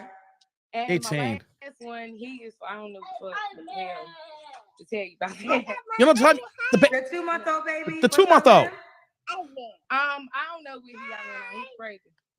What? He crazy? How's he crazy? I want to talk to you with love. What? Is it fair to say your 3 baby daddies are not men you would want to settle down with? Say it again. Is it fair to say that the 3 men you have children with are not the type of man that you would want to settle down with? Yeah, you learn with life. I wouldn't have, I would say my children saved me. Some people have kids to keep men, but I didn't have no children to keep the men. My kids saved me from certain things that I've been through in my life. Oh God, not this. So each not one of this. my kids saved me Oh, from no. a different thing. No. So with my kids saved me, they taught me, the people I had kids with taught me a lot. They really Right. So let me fought for a lot of would not to settle for. Shut them kids up. You get what I'm saying? Okay, so Shirai, you brought Hold on. I got to comment on that, guys. Before I do, big box. Shout out to Shantae. She came in the Cash App with a $5 holla in the Cash App. All she got is for a happy Tuesday. After you, Shantae. Shantae in the Cash App. Make sure I get that. Hey, Shantae, salud. Thank you for the holla. Thank you, Shantae. I appreciate you. It is Happy Tuesday. Y'all doing y'all Taco Tuesday tonight? How y'all eating tonight, man? Shout out to you, Shantae. I appreciate the love. I appreciate you, girl. Thank you. And right after that here, we got my man Quick again with another $1.99, $2 holla. Turn the chat blue. Come on, guys, get these blues going here. Cash App of the blue. Whatever you can contribute. Let's get it going here. Quick's done it multiple times here today. What you got for me, brother? KS would have definitely emptied the clip on her. Man, Quick, you know it. Man, we miss KS. Hey, Quick. Salud. Thank you for the holla. I appreciate you, man. Thank you, Quick. Coming through in the chat, man. He walking and he's supporting your boy. I'm feeling blessed right now, Quick. Thank you, man. I appreciate you, man. Thank you. Leroy's like Kendra G Trauma Show. You ain't lying about that. What's going on, Big Smooth? Big Smooth's in the building. Hey, so I stopped this for a reason. I know a family member who moves like this, and actually a man. When she said, "My kids saved me," I've heard this not only from a family member, but some other people as well. Men and women, but I'm thinking about them, men in this example here, guys. This is scary. It's good at first, but it's goddamn scary. And let me explain to you why this is scary. What's going on, M. Jones? This is scary because a certain family member told me the same thing too. Like they were living a reckless life, just out there in the streets, just kicking in clubs and drinking and, and drugs and all that stuff, right? And then next, getting pregnant and having a baby, and then so the baby changed them. You know what I'm saying? The baby changed them, and they said that the baby saved their life, right? But what happened? They had more kids, saying that this baby saved their life too, and had more kids, and this baby saved their life. Had a gang of kids, and now they broken up. Right? And they happy they're a father saying the kids saved their life, but these kids now have a difficult lifestyle because of the situation that was put upon them here. So whenever I hear somebody say, "My kids saved my life," it's goddamn selfish.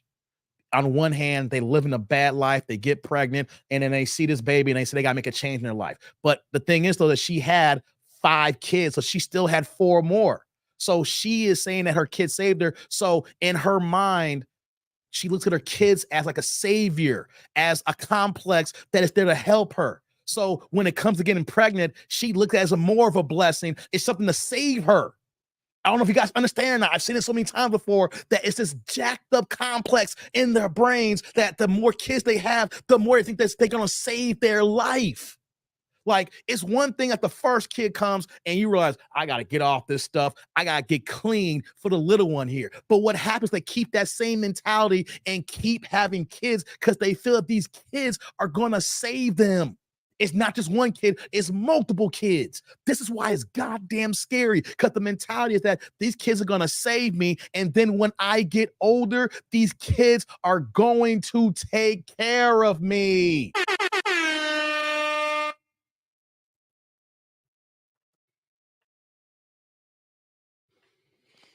Do you know what I'm talking about, tribe? Have y'all seen this before? Pinball said, "Dave, told you to brace yourself." I know you did, Pinball. I know you did. There is some screws loose up here, guys. I can say that about my family. There is some screws loose up here. The first kid, I can understand you holding that bundle as a baby girl or a baby boy, and you look down this innocent child that looks like you, and you're saying to yourself, I gotta live for this kid.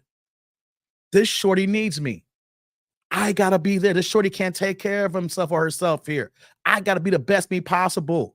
Right? So they say to themselves, man, I got to get off this stuff, whether drugs or alcohol, whatever the addiction is, or whatever the vice is, I got to get off of it. But then the mentality is still there. It's like, this kid saved my life. So they start having more kids and having more kids and having more kids. And they know they got a goddamn litter of kids. And then they will repeat to you multiple times, I lived a reckless life. I wasn't doing good, but my kids saved me. But the thing is, though, the first kid's supposed to save you, not the next 4 or 5. Now multiple baby mamas and baby daddies. And then you know what happens after they have their kids, guys? I just said it, but I'm going to say it again. When these kids get to a certain point, they're expecting their kids not only to save them, but to take care of them. So in a sense, these kids are becoming adults before they can even live out their childhood. These kids become the adults to their parents. So then you're gonna see, like right now, she got a 6-year-old, twin 3-year-olds, then the 1-year-old, and then the 2-month-old, right? I guarantee you guys, we get back to the video, that 6-year-old is gonna be the one running the house, if not already. That 6-year-old's already grown up, where that kid may be 6, but he or she's actually 26, just can't drive. And that is even worse. This is how another level of how our community is broken. We have a single parent who said that their kids saved them, but in their jacked up mind, they're saying that I need more kids. I need more kids. I need more kids. And then they expect their kids to raise them. So now these kids are growing up knowing that they're the adult. They don't even have to be in their young childhood innocence. They can't play up the toys and G.I. Joes and the Barbies or the Teenage Mutant Negro B-Boys. Oh, my bad. Teenage Mutant Ninja Turtles. That was Negro B-Boys, but Teenage Mutant Ninja Turtles, stuff like that. They can't play up their toys. They gotta watch out for the other kids in the house. They know there's a 2-month-old there. They know that the 3-year-old twins gotta be looked after. There's a 1-year-old there that's still in Pampers. So you literally gonna see kids grow up so fast. And then this is how, let it be a girl, how they grow up fast in their mentality and living this lifestyle. Then a 16-year-old girl is moving like she's 30. But she still has the mind in certain aspects of that young kid. This is why this is so messed up. It's just so messed up. This is so messed up.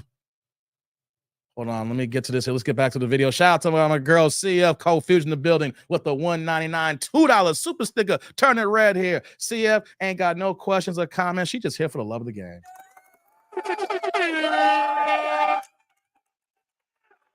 Hey, CF. Salud. Thank you for the holla. I appreciate you. Thank you. Let's get back to the video, guys. I appreciate the love there, CF.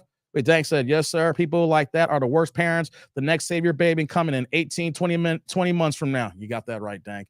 Thank you again, CF. I appreciate the super sticker. You guys can do the same, guys. Let's get these $2 coming, guys. Let's get the plate passing around. I'm not over here asking for a $2,000 memberships. Hey, if you got $2, drop the holla in the plate and keep it moving. If you got more, drop it in there. I don't care if you only got 99 cents. Let's keep this party going, baby. Let's get it going. We get into this video here. Listen, I thought the Ninja Turtles were Chinese. Learn something new every day. Yeah, you thought they were Chinese. Yes, indeed. Let's get back to the video. Brought the word settle, so I want to sit there for a second. So I'm trying to hear you out, because the type of man that you're describing now is opposite from your children's dads, right? You want a different. No, those are my children's dad.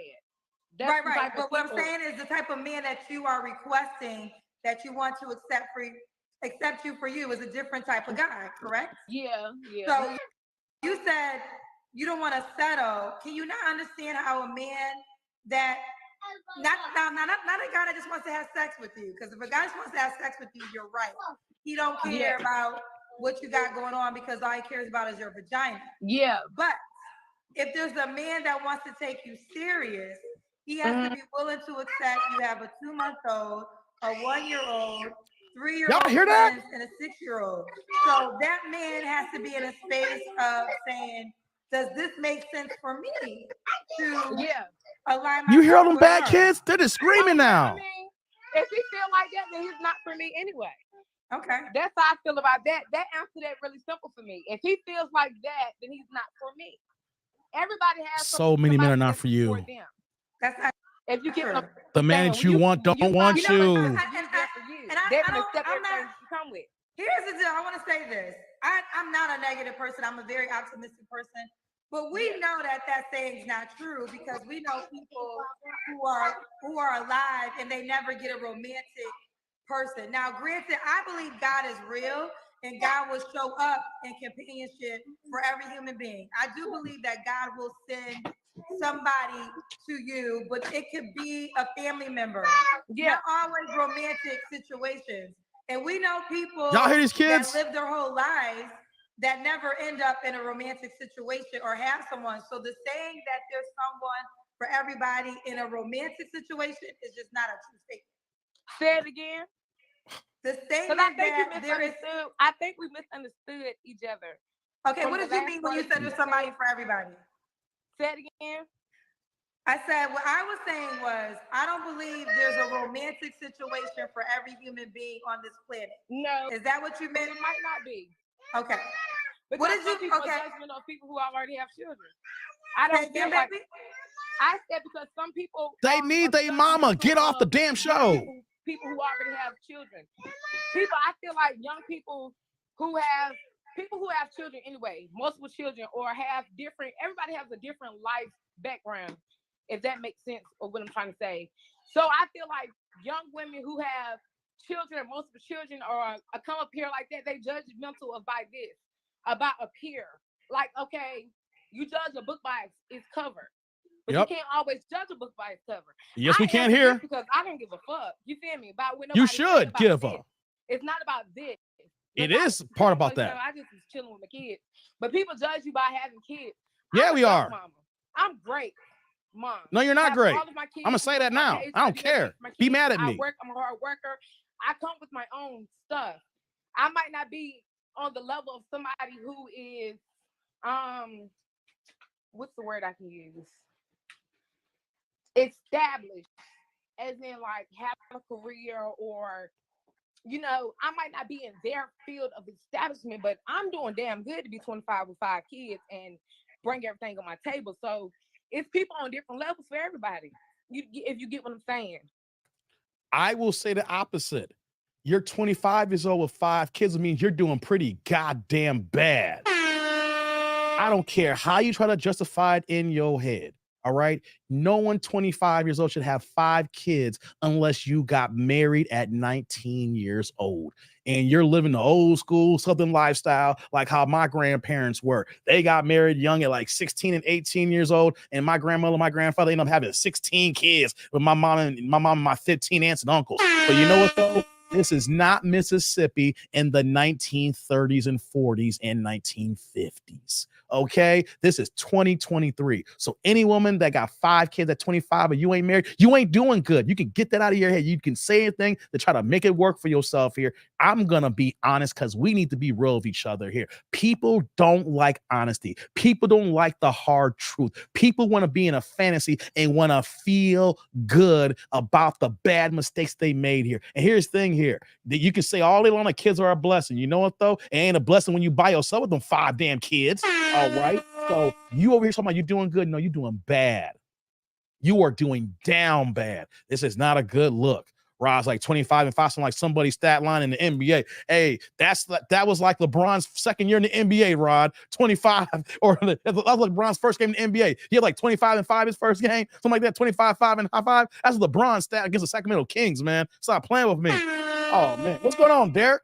Food stamps and ramen noodles. God dizzle, man. What's going on, Lorenzo? So this is a ratchet B. This is truly delusional to the fact that she up in the head. Yeah, she is, man. This is crazy. Hey, before we move on, I gotta get the quick again, man. He's on the road today. He dropped another $2 holler. Let me go in the big box so you can see me here. Big box, big box. Here we go. Quick with the $199 $2 holler saying typical 20-year-old thinks she know everything.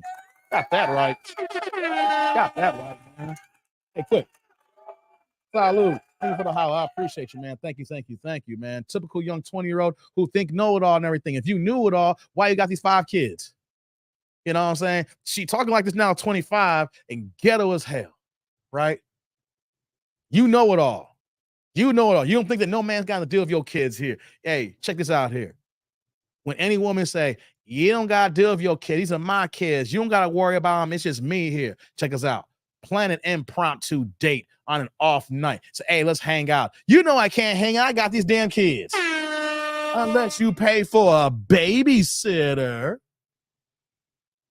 See, That's the line. See, whenever a woman says this, guys, that when they have kids, they don't got to have 5 kids. They can literally just have 1 kid, right? All you got to do, fellas, is go ahead and plan an impromptu date. Not no Friday night, no Saturday night, not no weekend thing. Be like Wednesday night, like tomorrow night, for instance. Wednesday after work, be like, hey, what you doing after work? 6:30. Let's go get some drinks and get some dinner. I got these kids. The school just started. I thought that the man didn't have to worry about anything. What's going on, Darian? Yeah, see, women say this crap all the time. He ain't got to worry about my kids. Plan an impromptu date. Nothing, not a weekend. A Wednesday, Thursday, don't be ladies' night. If you go to any clubs on a Thursday night, I haven't been on the club in a minute, guys. Even when I was in Vegas, I didn't go to no clubs. I'm trying to think. It's been a month now. Thursday, now I was chilling at the Palazzo. Friday, you know, it was the weigh-in, and I was eating dinner, you know, and I was kicking it in. And Saturday was the fight night, you know, so it was in the casinos. And then, you know, Sunday was chill day and Monday. Guys, I was in Vegas and didn't hit no goddamn clubs. So I'm just thinking outside my head right now, right? So Thursday night, only ladies' night. Guys, ask a girl on Thursday, ask a girl on ladies' night who got kids and see how she answers you about needing a babysitter last minute. Or she can't go out because she ain't got no babysitter. Vince like, she been pregnant for her whole adult life and acting like she got some knowledge. You got that right there, brother. God damn, man, that's crazy. She has. When you think about it, she got pregnant at 18 and had the old one at 19 years old. So soon as she graduated high school, she's been pregnant. She's had a baby in her belly almost every year so far, except for those first couple years after the baby was born. The first one. Let's continue, guys. I do get what you're saying, Shariah. Yeah. But again, because I want to just talk to you with love, not with judgment. Yeah. I get what's going on, No Limit. But you have to take responsibility for how you show up, right? So Yeah. you talked about the 3 men that you have children with. Yeah. One's incarcerated, one's not around right now, and I forget the third scenario. But if you want to attract a different type of man, you have to show up as a different type of woman. And Correct. to come on my show and just like whatever, you know. Yeah, because I was just hold on, let me on the finish. chair. I didn't think you was going to. But girl, we passed that because A, you called me, and B, I asked you several times if you wanted to continue. So the excuse of you ain't know you was gonna be here, we passed that. Oh, it was okay. fine with me because I'm fine. I am fine with my natural. Okay, that's fine. But what I'm saying, y'all hear this? Baby girl, what I'm saying is this. You're gonna continue to attract the same type of men you had children by unless you change yourself. That's all I'm trying to say. What do I need to change by myself? Because I answer the phone in cornrows and no makeup. Oh gosh, she's lost. Or because she's I lost. The show with 5 children, I'm 25. What do I need to change about myself? Because every day I wake up in life, I'm going to have 5 children. I'm going to hustle and go get for the 5 children. So what did I need to change? Did I need to come on here with a wig? What did I need? Hold on. Kendra is actually being right here because Kendra knows this is banshee. This is thottery. All right. This is a thought pocket. You know what I'm saying? This is hoochie mama. This is ghetto. It's any kind of adjective that you can think of. She is all that and then some here. And Kendra is right here. The first baby daddy is in jail. The second one, you don't even know where he's at. And then you said the 2-month-old is like, he ain't ish. Okay. So you attracting Pookie, Ray, Tyrone, Dusty Darrell, Chad, and all the above.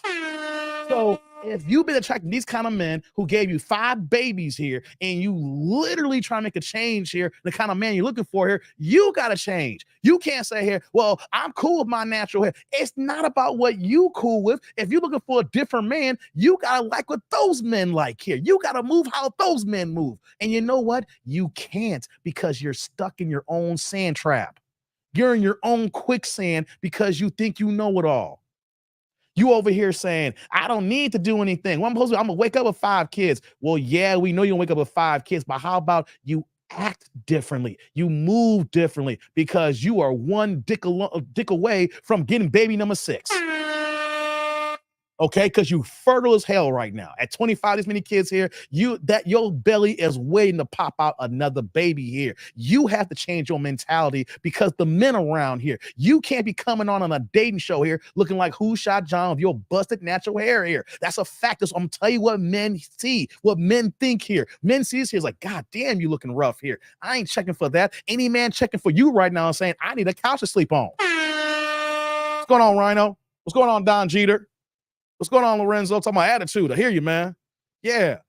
So let's continue here. We're not going to get anywhere, Kendra. I can't believe I'm saying this. Kendra is right. Kendra is fed up. And here's the thing, though. Kendra's 44 years old. You see a 25-year-old girl. You see a girl 20 years younger here. So Kendra cannot fake this now. She's like, yo, this girl is messed up here. And I'm going to say, but he knows how she was over talking Kendra. Whatever time she hears something that doesn't agree with her, that makes her go into her feelings. She overtalks Kendra because she's always right. She can't make no mistakes, even though she got a gang of mistakes on her. I need to do that. I need to come on here with eyelashes or made up or something like that, because outside of reality, when we go to fuck home and fuck with a nigga, this is what I'm gonna look like when I take that wig off. This is what I'm gonna look like when that hair come off. This is what I'm gonna look like when I'm sitting around the house and I'm cooking, I'm cleaning for my kids. This is what I'm gonna look like when I get up off work. This is what I'm gonna look like when I wake up every day. Baby, I'm not gonna keep the wig on all the time. I'm not gonna be boo-booed up all the time. So I came on here for the people my age, for the women that they talk down on, for the people who you might see out there and think they're ghetto ratchet or low class. I came on here for those people. And you are ghetto ratchet and you are low class. I don't care what you can look at when you go to bed. Men want to see their gift wrapped up before they get their prize. If you get a gift, you don't want someone just give you the gift. Just say, here you go. Congratulations. No, people like to have their gift in a box, maybe a little bag, put together a nice little bag, little bow on there, happy birthday on the bag, little handle on there, nice little, packaging on there, things of that nature. Ladies, you have to think about when you're looking for a man, and the same thing for men too. We are a prize. We are a gift, right? If you want to look at it like that. And nobody wants to have their gift already unwrapped. We want to see the presentation. We want to see the work that you put into yourself before we untie that bow, before we take the wrapping out, and before we open the box and we say, ta-da, for guys like, there's that booty. You know what I'm saying? Or whatever we going through in there, right? But if you gonna say, this is how I look like when I get home. This is how I look like when I'm with my kids. This is how I look like when I cook dinner at night. This is how I look like when I wake up. No guy wants to get their gift straight out the storeroom floor at Walmart or Best Buy or like that. I went to Best Buy. Here's your thing. It gets like, oh, you got me new Bluetooth. You couldn't at least put it in a jewel bag for me or something? You couldn't put it like in a little bag at Jewel that said happy birthday. You ain't had to put no wrapping in there. Just get the little bag, right? I'll give you the bag right back so you can recycle that bag and use it for our anniversary or use it for Christmas or something. Like, ladies and men too as well. We know what we look like when we wake up. We know how we look when we go take a shower. We get the draw, we sweaty. That's not the point. It's about how you present yourself so we know how much work you're putting into yourself here. So if you coming out and you dressed and you laid and everything like that, we know that you have respect for yourself. When you go outside looking like whatever, we know that you don't respect yourself and you don't care. And so if you don't care about how you look, then how you think we're going to think that you care about us in general? If you don't care how you present yourself, then you will never really care about our feelings. If you don't care how you look to the opposite sex, then you are never going to understand what we want. If you don't care that your hair looking nappy as hell and looking all dry and natural, whatever the case may be, and you don't understand what men want here, you will never ever get the man that you want. You're going to continue getting Pookie. You're going to continue getting Dusty Daryl, and all they're going to do is glaze your buns. And I guarantee you guys, she can be knocking on baby 6 and 7 by next year. She come back with an update. I look like this when I'm sitting around the house. So me, those type of guys that I have accepted in my past, that's really, I was learning. I was 18 when I had my first child, and when I got in my relationship, I was 21. I stayed in there, and I had my kids. Look at Kendra's face. If a dude want to judge me off that, that's cool. But this is what I'm gonna look like. This is natural beauty. I mean, my head ain't done. That's fine. That is cool. But this is what I'm gonna look like up under their stuff. Some people would never come up here. What they look like up under their wig. What they look like up in the morning. But when because they got respect for themselves. What the skin gonna look like? It ain't bumpy. It ain't dirty. When I know, Pinball. I know. You don't gotta keep repeating it, brother. And I'm fine with that. But no, I don't go out in the store and on public and stuff like that with no damn wig, looking crazy now. But yeah, so I mean. Wait. Did you hear that? I'm not gonna go to the store looking crazy like that here. Ladies, don't you know how ass backwards you sound right now saying this here? Check it out. You say you don't go to the store looking like this. This is just like the store and then some. When you come online, when you go to the store, depending on where you go to. I live in the Chicagoland suburb. So the big grocery stores out here is Myers and Jewel Osco. We got a couple of Amazons popping up now that are becoming big time. I live across the street from one of the big Amazons, right? So when you go to a grocery store, as big as Jewel Osco by my area, a good couple hundred people can be there at one time. And then let it be after work, like at 5 o'clock, when everybody's rushing to get something to eat, do some grocery before they go home for the night, and all the lines are loaded. It's probably a good 200 people at least at any given time in a Jewel Osco, right? You can lowball saying maybe 50 to 100, depending on your location, but it's a pretty popping one where I'm living at, right? But you'll dress up for 50 to 100 people. On the internet, Kendra's knocking on 200,000 subscribers on YouTube. So depending on the live stream, or if she breaks up into a clip, that means that this video, minus the reactions like me and everybody else here, it's going to be seen by at least 50,000 people. 50,000. You got the clip on this, add another 20,000. Then you have people like me reacting to it here, add another couple of thousand, and then people like my guy Theo and stuff like that who react to her as well, add some more thousands to it. By the end of the year, at least 1 million people will have seen you looking and acting like this. So you're okay with 50 to 100 people putting some clothes on to go to Jewel, but you're okay looking natural and looking butt like Who Shot John for millions. Make it make sense. Make it make sense. That was cool, but I think that was not a true statement. Well, because what did I say that wasn't a true statement? The way you said it didn't make sense to me. I didn't understand the way you said it. Well, okay. Well, let me try to explain, because I want to give you the respect of saying what you have to say and listening to what, and I want to honor you and listen. You described the men that you had children by. I don't know them. The men that I had kids with. Wait, hold on. Hear me out. The men that you described, you told me you have a baby by. Shut those kids up. That is, you have a 2-month-old. You don't know what's up with that father. Well, when I say I don't know what's up is, I don't want to be.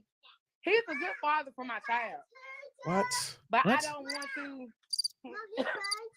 Well, let me just continue, because I want you hear me, and you could take it or leave it. You don't have to honor it. You don't have to accept it, right? Then you have a child's father that's incarcerated, correct? Yes, I do. 3 of my kids. And then what's the other child's situation? We was 18, so he's gone. We went our separate ways. Okay. We was so what I'm saying is, if you want a different type of man, a man that might be professional, doesn't have a criminal background, a stand-up guy, whether we want to be honest or not, appearance is always going to be important to him. Not saying you got to come down here wig down. I'm not saying you got to come down here wig down. There's women with their natural hair that look beautiful. They don't need wigs. Your skin is beautiful. I'm not saying anything about makeup. What's some of these kids? Presentation does matter to the type of men that y'all say y'all want. So they're getting louder. I understand that, but like I was saying, look at Kendra's face. I came up here and Nasser didn't really care about that, because this is what I'm. Listen, I don't really. What I'm saying is that's correct. What I'm saying is that's your prerogative, and you don't have to change. You can be who you are, but all I'm saying is you're gonna keep attracting. No, the type of because man when I that you step procreated with. outside and I go out, I have myself accordingly. The people that I can track is when I go out, my kids are clean. My What? kids don't have dirty clothes What on. the hell They're are you always talking about? clean. Your kids No one clean. said your kids have When dirty I clothes. What is she okay, talking when about, I go Tribe? out, What the I make hell? sure I'm groomed and I'm bushed out. But when I come back in the house, if I pull that wig off, I'm pulling that wig off. That's the only problem that I see here is that I don't have on wig and lashes and hair is not Well, no, gelled baby, up and it's not just that. You don't have on wig, you don't have on lashes, you have kids crying in the background. You have a lot of things a man has to think about. And this is not judgment, oh well, but kids are that's gonna just what cry. it If you can't is. accept the kids are gonna cry, that's fine. Because my kids are gonna cry. They're toddlers. Oh God.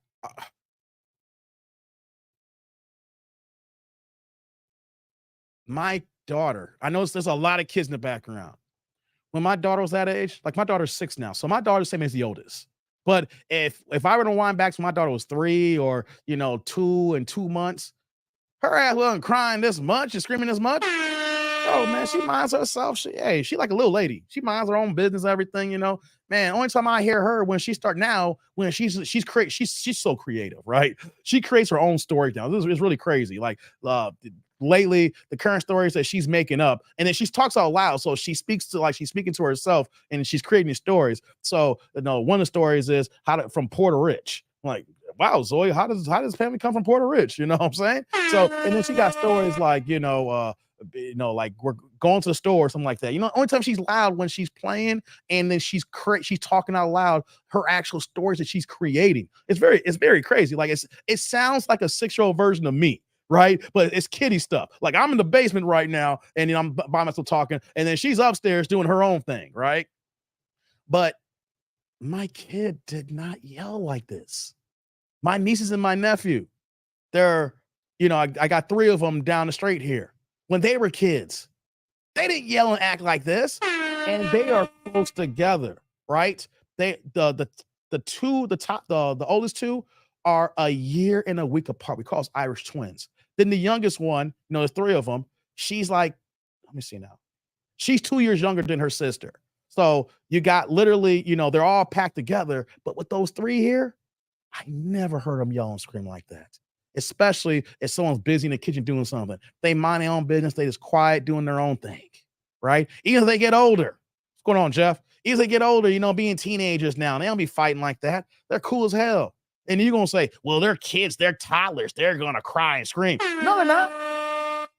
Kids who are raised right is going to know when they're not going to be screaming all the damn time. And this is why you need a man in the house. Because when something like that's going on, a man can walk in the room and say, what's up with all this goddamn noise? And watch the kids get quiet. Keep it down. And next you ain't gonna be hearing that noise. This is why you need a man in the house here. There's no way them kids gonna be yelling and screaming and yelling mama all the time. Like kids ain't yelling for their mama. Gotta make this make sense, guys. Gotta make this make sense. Before we move on here, let me get this other super here. Shout out to my man Lorenzo coming in with the $5 holla. Turn the chat green here. What you got for me, brother? Says, good show today, Super Dave. This hits hard for me. My dumbass daughter has 6 children by 4 different Dusties, and they all say the same thing. We good. Oh, I didn't know that, Lorenzo. Hey, first things first, brother. Salud. Thank you for the holla. I appreciate you. Thank you. I'm sorry you had to go through that, Lorenzo. I know it must disappoint you as a parent, only thing you can do is just try to strive and trying to help your daughter out. But I get it though. It's like, and you say that she was with 4 different Dusties. Hey man, keep saying we good. We get to a point where like, I get it, Lorenzo, we're parents, but at the same time, we're all our own individual human beings. And we need to make sure that our mental health and our well-being is good. So even though they are kids, you know what though? Hard heads have soft butts. They got to go out there in the world and live this here. And that's what we got to tell here to people nowadays here. If you going to go ahead and live this dusty lifestyle, you can't expect me to fund you. I may be your daddy, but you're going to live like this. You're going to live that dusty lifestyle somewhere else here. Don't come to this house with this crap here. I don't care if I'm your daddy. I trained and raised you better than this here. So if you're going to live like that, stay your ass in them dusties. Don't come back here with this bullshit. I'm keeping a buck of y'all. I ain't dealing with that. But I'm raising my daughter. I'm telling you straight up here. Hey, you do some janky ass stuff. You ain't gonna bring no babies. I ain't raising no grandkids. I'm telling it straight up. You bring some grandkids here, you better go back to the daddy's house and let them raise you with them kids here. I've done my job here. I'm doing what I gotta do here. You want to be disrespectful and active like that? Go somewhere else. Ain't gonna be in this household. I'm keeping it a buck and keeping it a bean, Lorenzo. Sorry I have to go through that, brother. You know what I mean? That sucks for you. I get it. You know, and I say, like you said, it hits home for you. I'm telling my daughter straight when she gets understand here. You act like this, I got a gang of videos here, and you know how I talk, and my word is my bond. And she gonna know that age here. You get pregnant early, that kid ain't coming here. I know. I mean, my grandbaby. I have rules, and I am not raising no grandbabies when your ass is still in high school. I be damn. I work too much here to hear another baby crying here. Nope. I don't care what y'all say. You gotta go somewhere with that. You go to that boy's house here and you talk to the parents, and the parents come to me. I said, I raised her. So you know what though? Y'all deal with her now. I don't care. I'm gonna say that. She can come visit on holidays. You can't stay here. Your room is gone. Cause you know what though? The free bedroom we got here ain't no damn baby room. That's a storage room for a reason. Sorry to hear that, brother Lorenzo. Sorry to hear that, man. Vince like, that's what I'm doing. Keith's like, what's up, everybody? This is bad. She needs a life coach on a man. She needs a prayer. Ain't no life coach to help this out. She needs a goddamn prayer. And I'm not even about that religion tip, man. Yeah. What's going on here? Some people here. What's going on? Let's see here. I see that. Y'all having regular chats here. That's what's up. All right, cool. Let's get back to the video, guys. This is bad. I don't know if I want to finish this one. No, and I receive that. Like, I'm really not trying. I think I'm just trying to give both sides of the spectrum. And when I was just you're saying with a guy. I hear you, Vince. That big piece of chicken. Can I listen? But I'm listening to what you're saying. Can I get the same respect? She arguing with Kendra. When you talk, I really want to tear you out. So can you do the same for me? Yeah, sure. Okay. All I'm trying to do is enlighten you. If you want a different type of man, oh damn, wrong buckwheat. And you have children with, you have to show up as a different type of woman. There's nothing to do with your kids. Not saying we know your kids are a blessing. I call back on the later show if that's what you want me to come back looking different, because oh god, when I see it coming off and want to look like this, you're saying kids. Don't bring her back, Kendra. Don't bring her back. I come with children. They're gonna cry. Yeah.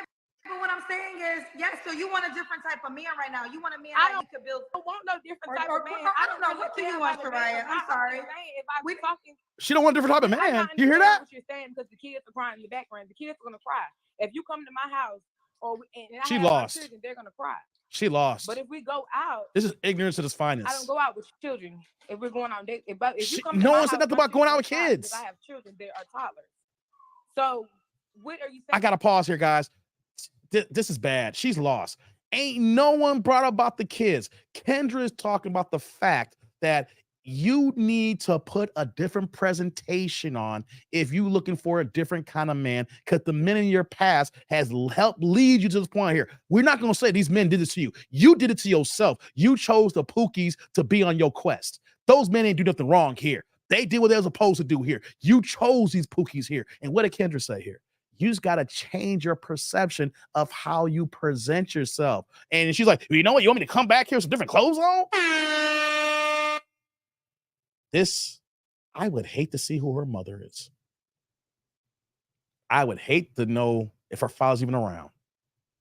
But this is why I'm talking here right now. Because I know I didn't live the same lifestyle as this here, right? This is the product of not having a man in the home. With the way she's talking here. Or if there was a daddy there, that man wasn't the man to be raising her. Could have been a stepdad or something like that, and she didn't respect him, and she did what she wanted. And as soon as she turned 18, she went and flew the coop and went ahead and always got them goddamn babies. You know, but this is what we're talking about here. How we see the black community, how it is right now. You can say, hey, this is one woman. Okay, this is one woman here. How do you explain my whole year and a half on YouTube then? I don't just have these videos here where these are one-off cases. I've been on YouTube for a year and a half, and at one point I didn't take a day off from February to October doing videos on women just like this here. Guys, think about it. From February 7th to October 12th, I made at least one video every single goddamn day along this kind of subject line here. This is not a one-off here. This is the community. This is what we're seeing on a day-to-day basis here. And the problem, though, is that the good women who are out here, They don't want to accept that this is the average. They think that the good black women out here, they thinking that they're the norm. No, you're not. You're not. You're the exception. She is the norm. Multiple kids by multiple men. 26% of black women will ever be married. Only 26%. And this is showcasing here. You think that someone's going to marry her? I don't have to say it like that, but do you think that somebody's going to marry this? You already got 5 kids. How many kids you think she's going to have by 30? That's a real question, tribe. How many kids do you think she's going to have by 30? Keeps like, I feel sorry for your mother. I feel sorry for your sister. Hey, come on, man. Why did I do the accent like that? I feel like I feel like this is men's society when you wrote that. I feel sorry for your mother. What you say about my mama? I don't want no trouble. Hurry up and buy now. Hey, man. Rome said she's married to the streets. She ain't married to the streets. She is the streets. Rome. There's a difference. You see, when you're married to the streets, you can divorce yourself from the streets and get better. No, Rome. This is not a marriage where that she joined in. She is the streets. She is the pavement. She is the sidewalk. She is the curb and all the cracks in there. Rome's like, death row men before sentencing going raw. They must be. Man. Larry's like, I would say 12 by the time she reaches 30. So you're saying 7 more? That's got to be a couple more twins there, Larry. You need a couple sets of twins on that, Larry. The math ain't mathing, Larry. You say she's going to have some more twins? You think she's going to have 2 more sets of twins? Hey, if she had 2 more sets of twins, Larry, God dizzle. You know what, Larry, if she can't, I'll be on YouTube here. If for some reason we got her story in 5 years and then she comes back and then she said she got 12 kids, Larry, I'll give you $1,000.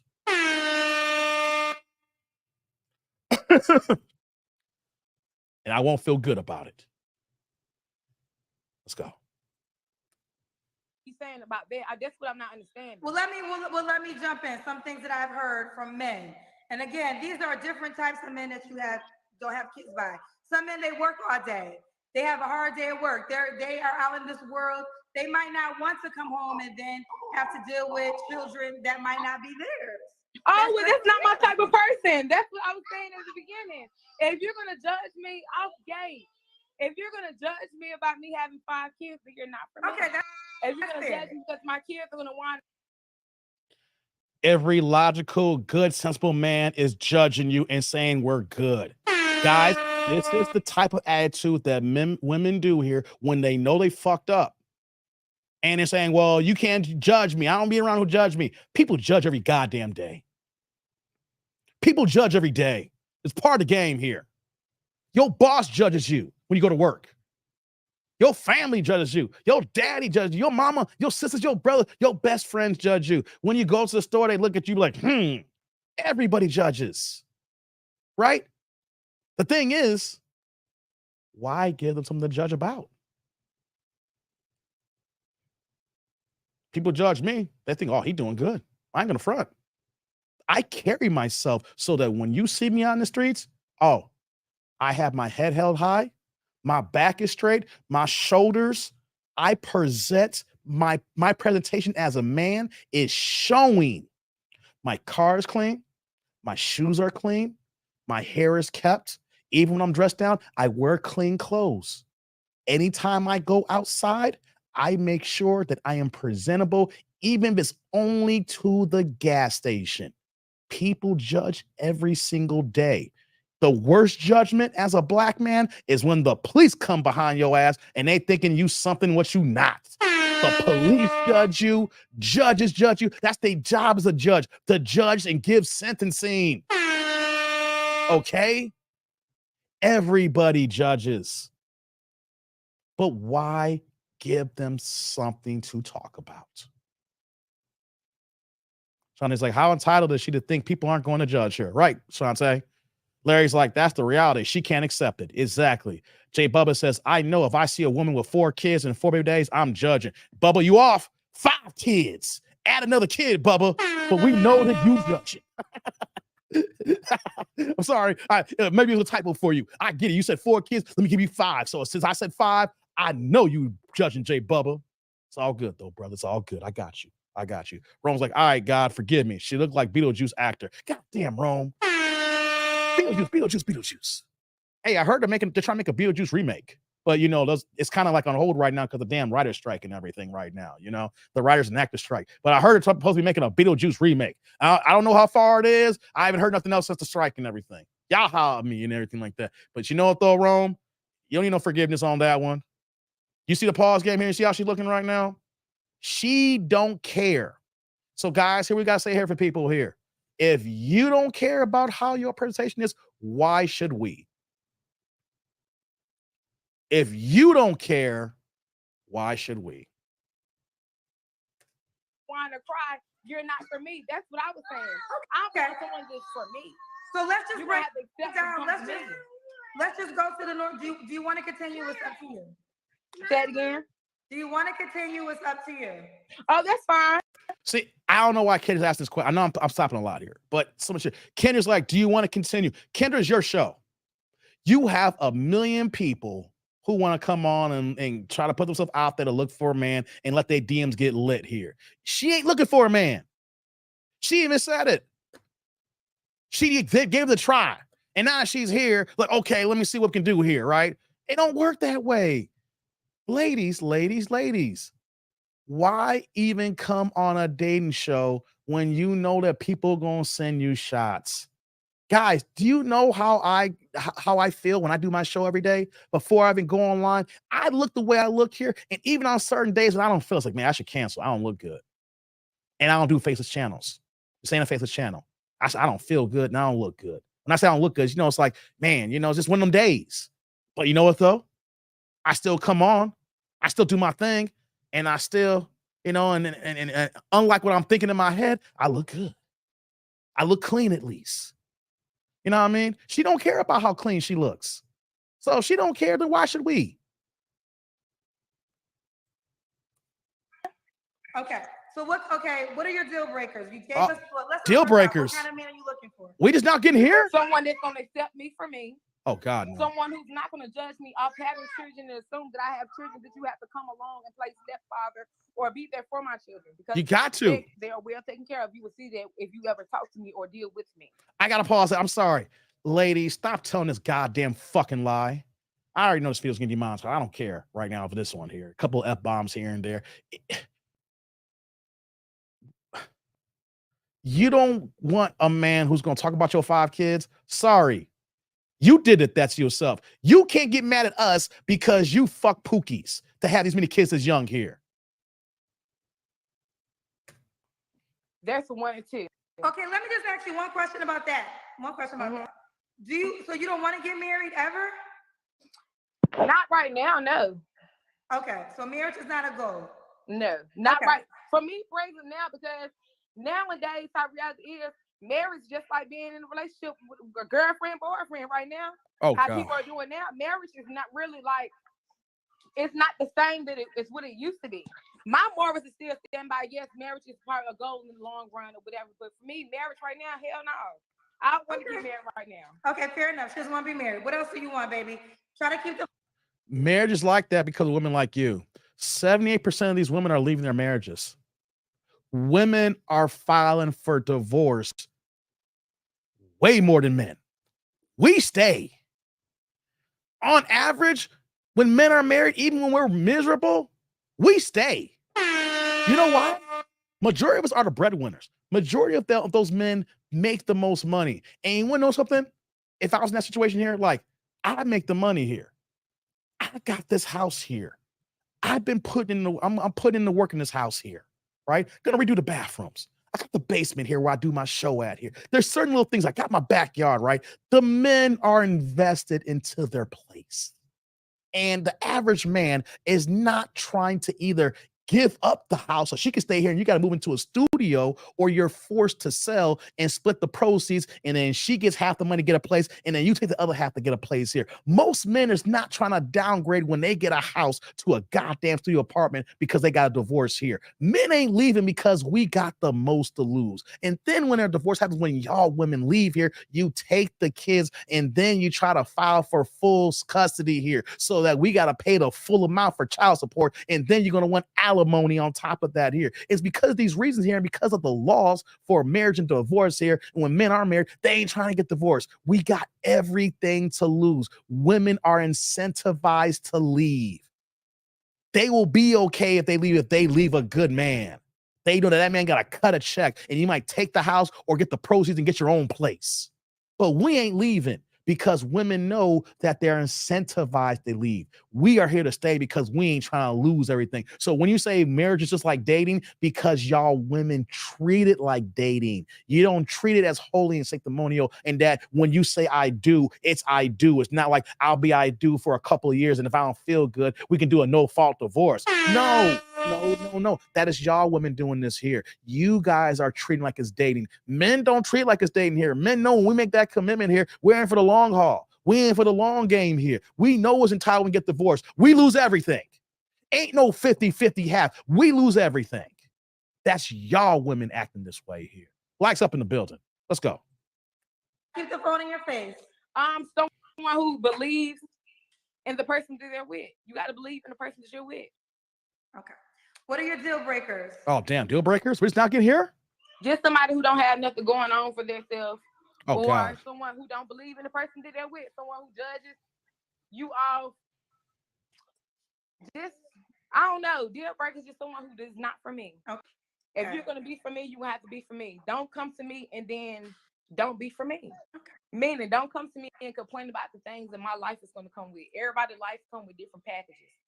My life comes with 5 children. Oh, my life comes with, before I'm anything, I'm a mother. That's my life. That's what I come with. I understand. Does he have to look a certain way? Looks. Nah, as long as you clean and well groomed, because I'm all about clean and hygiene. Say one more time. Clean and hygiene and well groomed. Clean and good hygiene. Good hygiene. Clean. Good hygiene. Does he have good hygiene? Okay. Does he have to make a certain amount of money? Oh, Lord. Hello? Shariah? No, long as you work.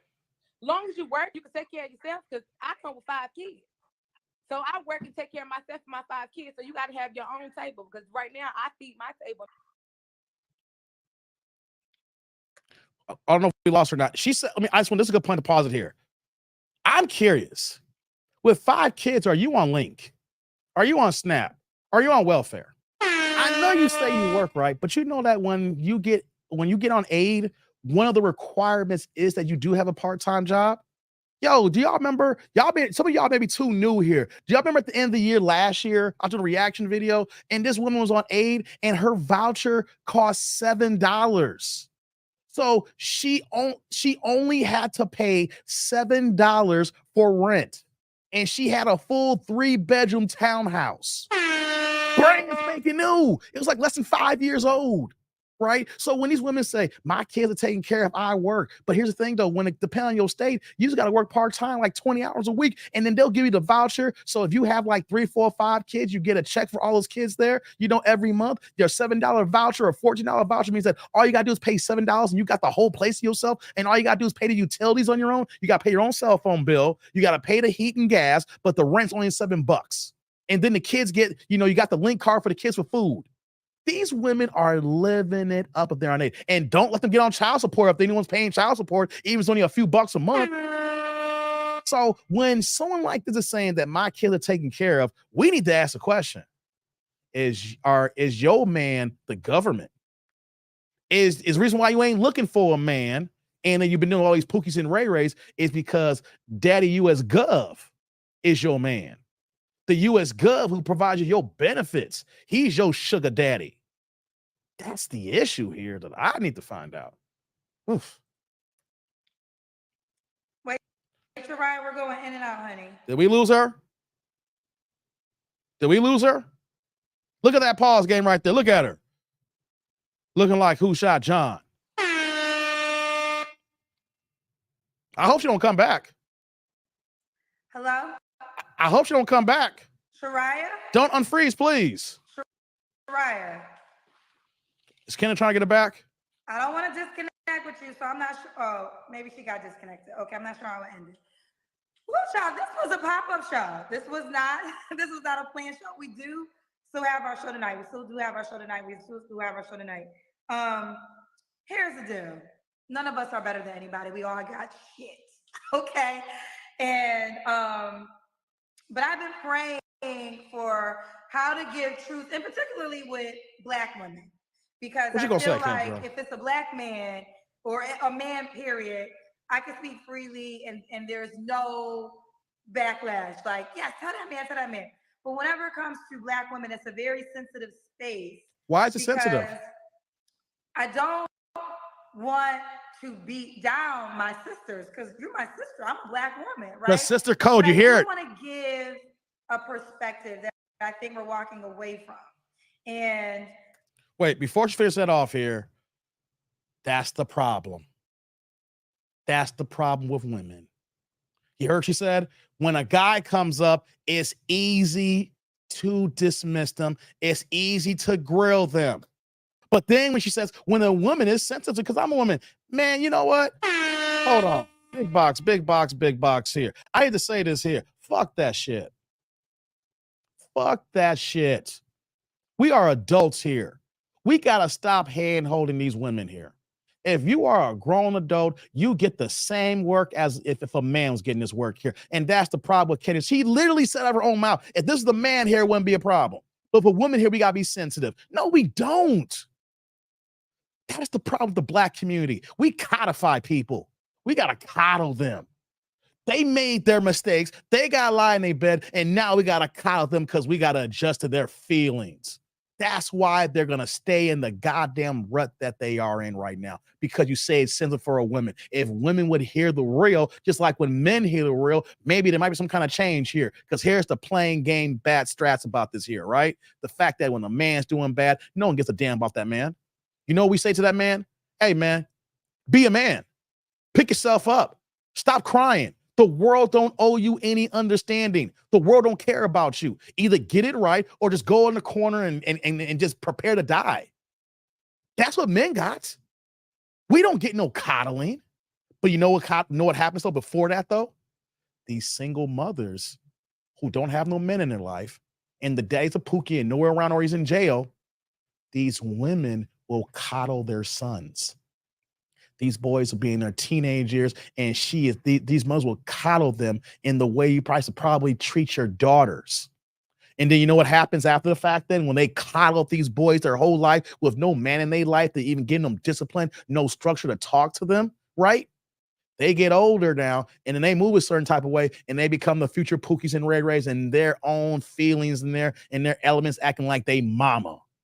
And so when they get to a certain age looking for a woman and they're dating, know they Pookie and Ray Ray and Dusty Darrell. And then the example could be they call on the Kendra show. And now we fast forward to what Kendra would say here. When there's guys, it's easier to dog guys out. It is what it is. But with women, we got to call them. No. And that's the problem. That's the problem. It's not, no. How about this here? Before I get my final thought on this here, let me see what Kendra's going to say. Let me see what she's going to say. Let's finish this off here. Let's see what she's going to say on this at the end. That's why I was trying to talk to her about her children's dads. Like, those aren't men she want to be with. So if you want a different type of man, this other man that you now may desire, he's going to want different things. Now, I do respect the fact her kids come with her kids. So I agree with that. If you're going to be with her, you have to love on her 5 kids. And that's just point blank, period, non-negotiable. But I think it's unfair to say that men are bad guys if they say, I don't want to sign up for that for whatever reason they have. And a lot of men that you guys do describe that you want as in character, they tell me often, you know, of course there's men that date women with children. We see them every day, right? My mother had kids before my dad, and my dad dated my mom. Hell yeah, it happens. But there are some men that are good men that start with no children. So women, To you, I would say, really start thinking about who you have a baby by. You know, you can't control that. I'm not telling you to go out here having an abortion. Shit, make him wear a condom. Be on birth control. There's a lot of ways to have sex without getting pregnant, child. And start thinking about that, because as you get older and you want a different type of guy, You're right, Jay you Bubba. know, that might be something that he may consider that might not be necessarily in your favor. And of course, your child comes first, so it is what it is, right? But also, too, I want to say this. I know we say it all the time. There's someone for everyone. It's just not true, people. There's not a romantic person for every human being. And you don't need me to tell you that. You got friends and family who have passed on without ever having a romantic companionship. So that's just reality that we live in. Listen, much love to Shariah. Much love to Shariah. It does take a lot of courage to come on my show. So let me start there. She hung up, and I wanted to really change our energy, because I feel like, you know, I wanted to give points. She wanted to give points, and I knew she felt offended by some of the things that I said. So it is what it is. But we got disconnected. So if she ever wants to come back on, we can continue, and that will be it. But ciao. That's it. Okay. I want to hear what you're going to say. Normally I'll cut off. Hey, thank you, Flawless. I appreciate that. I mean, let me add this point here, right? I don't call myself a dating coach. I'm not in that sphere. That's not me. I'm a talking head who has some ideas, and you know, I live life. So I don't want to be like someone say, "Yo, you a dating coach?" You know, like that and that. I'm not like that. No. People could come to me for advice. What's going on, Karma? You know, people can come to me for advice, but I don't want to be one as a dating coach, right? But let me just say this here. I literally just had this epiphany just now. I really did. I don't think that single people can be dating coaches. I think a single person can help you, like, the introductory steps to get a woman. But after that standpoint, I think that's all a dating coach. You know, if you're not married, or at least been divorced, if you've been single your entire life, I don't think you can be a dating coach. I don't think you can. You can be a dating coach as far as like the first step into how to talk to a woman, how to get to the first date. But that's just opening the door. Right? About to lose my mic here. I'm just trying to get comfortable here. Right? I can understand, like, if you're a dating coach that says, I can get you to the front door, right? I'm gonna help you get out of your own way so that you can at least make the first step to talk to a woman. I'm talking from a guy standpoint here right now, right? After that, if you ain't been divorced, I don't think that you could be a true dating coach to understand this game here to a degree. Like, we can understand women, but as far as being a coach, like, we all can give, you know, good advice. We all can, you know, give good tidbits. But as far as a coach, like, you're doing this full time. You are over here helping men and women. I think you got to be married, at least divorced. And you know why not single? You know why I've had divorce? Because if you're divorced, you know how it happens. You know how it is to get with a woman, how to court that woman, how to date that woman, how to get married, everything in the marriage and how that goes on and how it goes down bad and how everything can go left. And then you're out on the other side there. Like Kevin Samuels. I would rather take advice from somebody who's been down the road and failed than somebody who ain't been down the road at all. I think that if you're a dating coach, never been married, only thing you can do is give advice on how to get in the door. And once you get in the door, you can give some tidbits on, you know, how, you know, things are in the beginning. But for the long term, like Kendra, who's 44 and never been married, never had kids, you can't give advice properly. You're giving opinions because you don't know how marriage is. You don't know the deep relationship that's entailed there. And when I say marriage, I'm even adding the fact that some people in my tribe don't believe in the Western society of marriage with the paperwork. Some people be like, no, I don't want the government in my business here. So you do your own thing, right? And I understand that. And there's people who have joint unions who don't get the government involved, who've been together for 10, 20 plus years, right? So I want to add that caveat in there. The point is that if you are single, never been married, you can't be a true dating coach. You don't know about the bad days when you're married. You don't know when you can't talk about after the honeymoon phase wears off, where that you get married and you've been together for the first 2 years and you've been hitting it raw and she's freaky nasty as ever and she's slobbing your balls in the kitchen sink and everything like that. They don't talk about when that newness wears off and then how you have to live everyday life with this woman. And I say that to say Kendra is hosting a dating show in a sense that makes her a dating coach. And people are crying and saying, oh my God, I got on Kendra's show and want to talk. And they act like she's an authoritative figure when in actuality, she's in the same boat as the women who calls in. Rome's like, that was me at 2 p.m. today. So Kendra is doing a disservice because even when she has a couple of good things that can work, everything else doesn't flow right. Because on top of that too, she is a woman and she don't have enough men around her to even give her the game for talking points. It's taken her 3 years before she even started to take in some talking points that Kevin Samuels told her when she called into his show. She's just now trying to say, I agree with this now. Just in this video here, she's saying that guys are telling me that they don't want no kids here. A couple years ago, you couldn't go on her show talking like that. It's taken her years just to adjust what men are telling her what we want on average, and she don't listen to us. So I'm saying this not only for Kendra, but for all these other cats out there. If you a dating coach and you've never been married, you divorced, or you have a marriage that's not within the government code here, and you're doing your own thing with your own paperwork. If you're not in that status and all you do is just kicking it and glazing buns and having short-term relationships, you are not a dating coach. All you are is a hookup king. Did y'all hear me on that here? You're not a dating coach. You're a hookup king or queen. Because if I was to be a dating coach, I'm going to tell you what you need to do, not only how to talk to that woman in the beginning, what's going to lead to the engagement, what you're going to do in that marriage, and what you got to do going forward here, and give you the mentality of how you need to do and move as the head of a household. And we got so many cats out here on YouTube that want to give advice. And you know what, though? A lot of advice is good. But how long-term is it? A lot of advice is just hookup advice.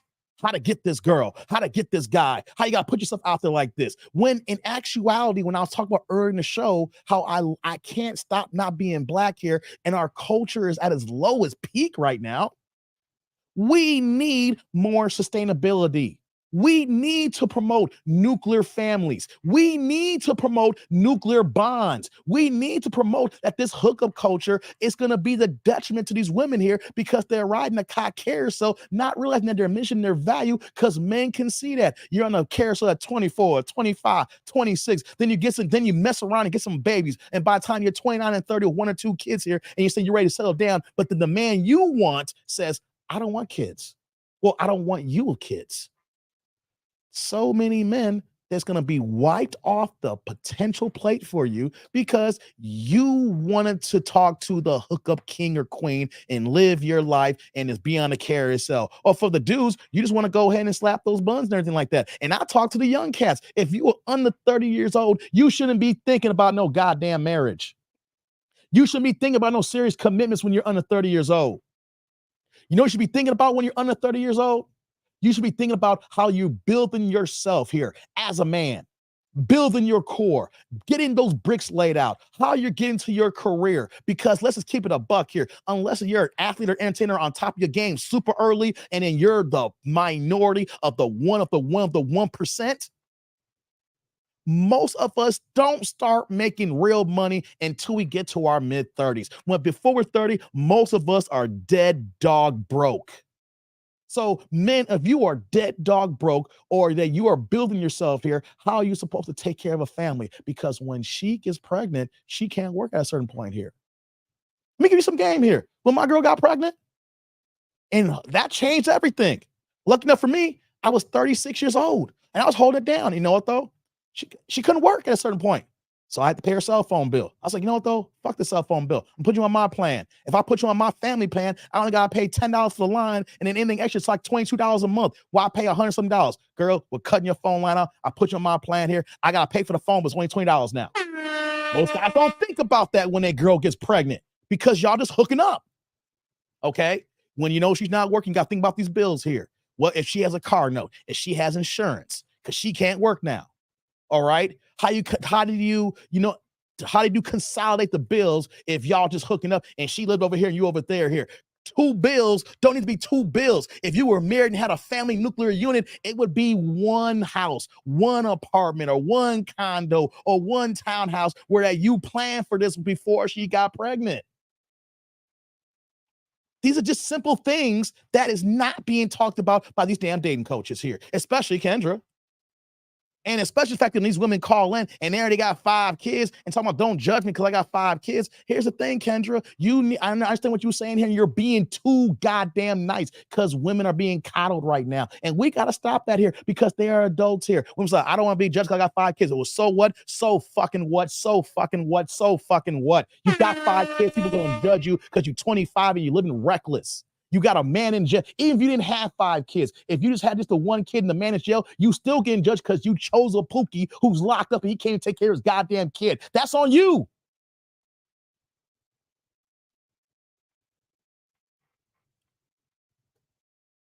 That's on you.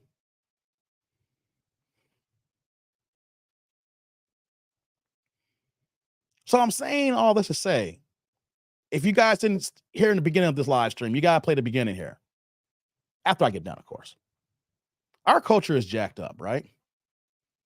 Our culture, I like I said here, I'm not gonna be on top of blackies out here that talks about black people and act like I hate my people. No, I'm gonna repeat it again. I love being black. I can't do nothing else about being black here. I can't change my skin. Otherwise, if I change my skin, I'm gonna look like goddamn Sammy Sosa, and y'all gonna call me the goddamn Pink Panther in this bitch. And then y'all wouldn't even watch me because this dude hates himself because he looked like the goddamn Pink Panther. I should like it with Dave look kind of mocha with his Jamaican locks. All right, nah, I'd be looking like the goddamn Pink Panther. Okay, and y'all wouldn't rock with me because I don't love myself. And I love myself. I love my black skin. I can't change it. My texture of wool. When they said Jesus had, I'm not a Christian. When they talking about Jesus had hair of wool, I love my hair. It comes from my black culture. I can't change that. I love me. I love my black people. The problem is, I don't love niggas. And that's the problem. We embrace niggerdom. We are embracing the nigger society. We are embracing these nigger streets.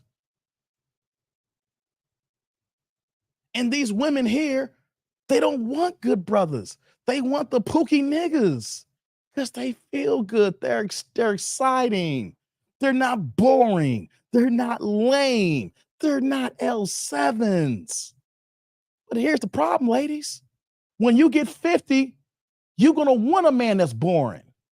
When you get 50, you want to be in a house and be bored with that man and sit there and watch some TV or play some games with your kids, something like that. See, the problem is these ladies don't understand that boring is going to be good for them later. There's nothing wrong with quiet. Everything the wrong with all those kids crying in the background.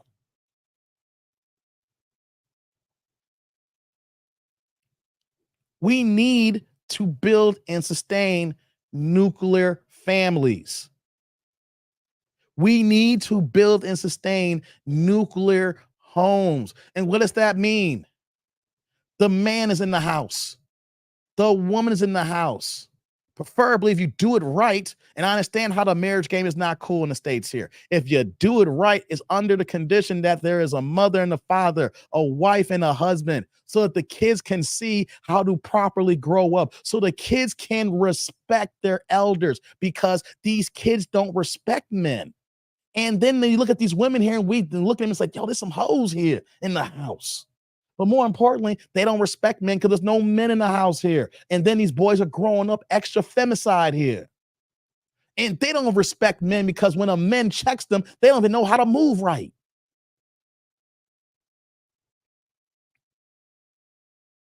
We need, if you a dating coach, to give the real goddamn advice and stop just being a hookup coach. All you doing is just setting people up to see hookups. And I get it. People trying to get the skins.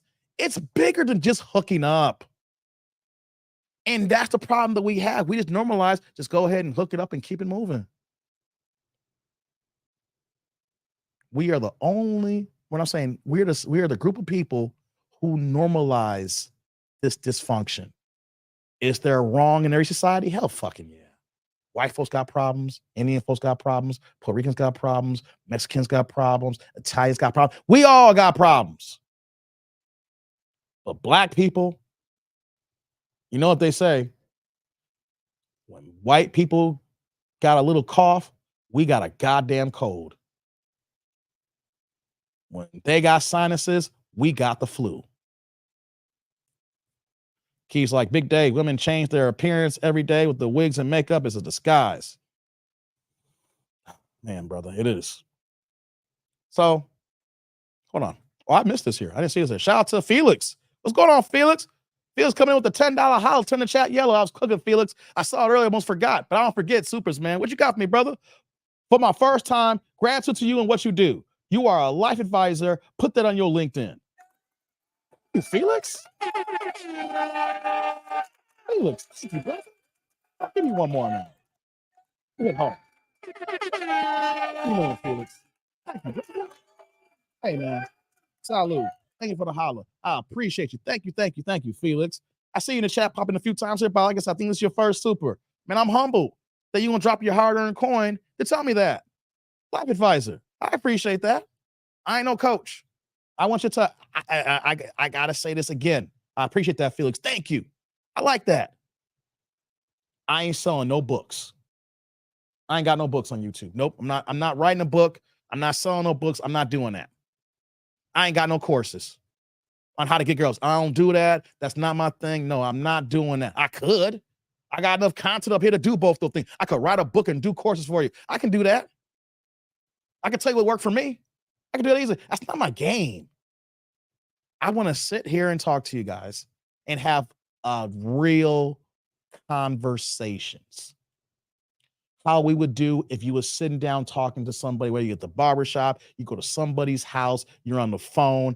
I'm about real interactions, not just about making the buck. Don't get it twisted here. Thank you for the $10 house fees. I ain't doing this show for free.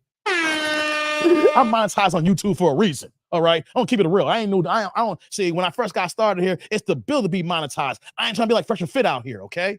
I ain't trying to get deplatformed or demonetized here. This is a job for me. I do want to get paid. I do want to make money. Because if I'm not making money here, I can spend time with my daughter.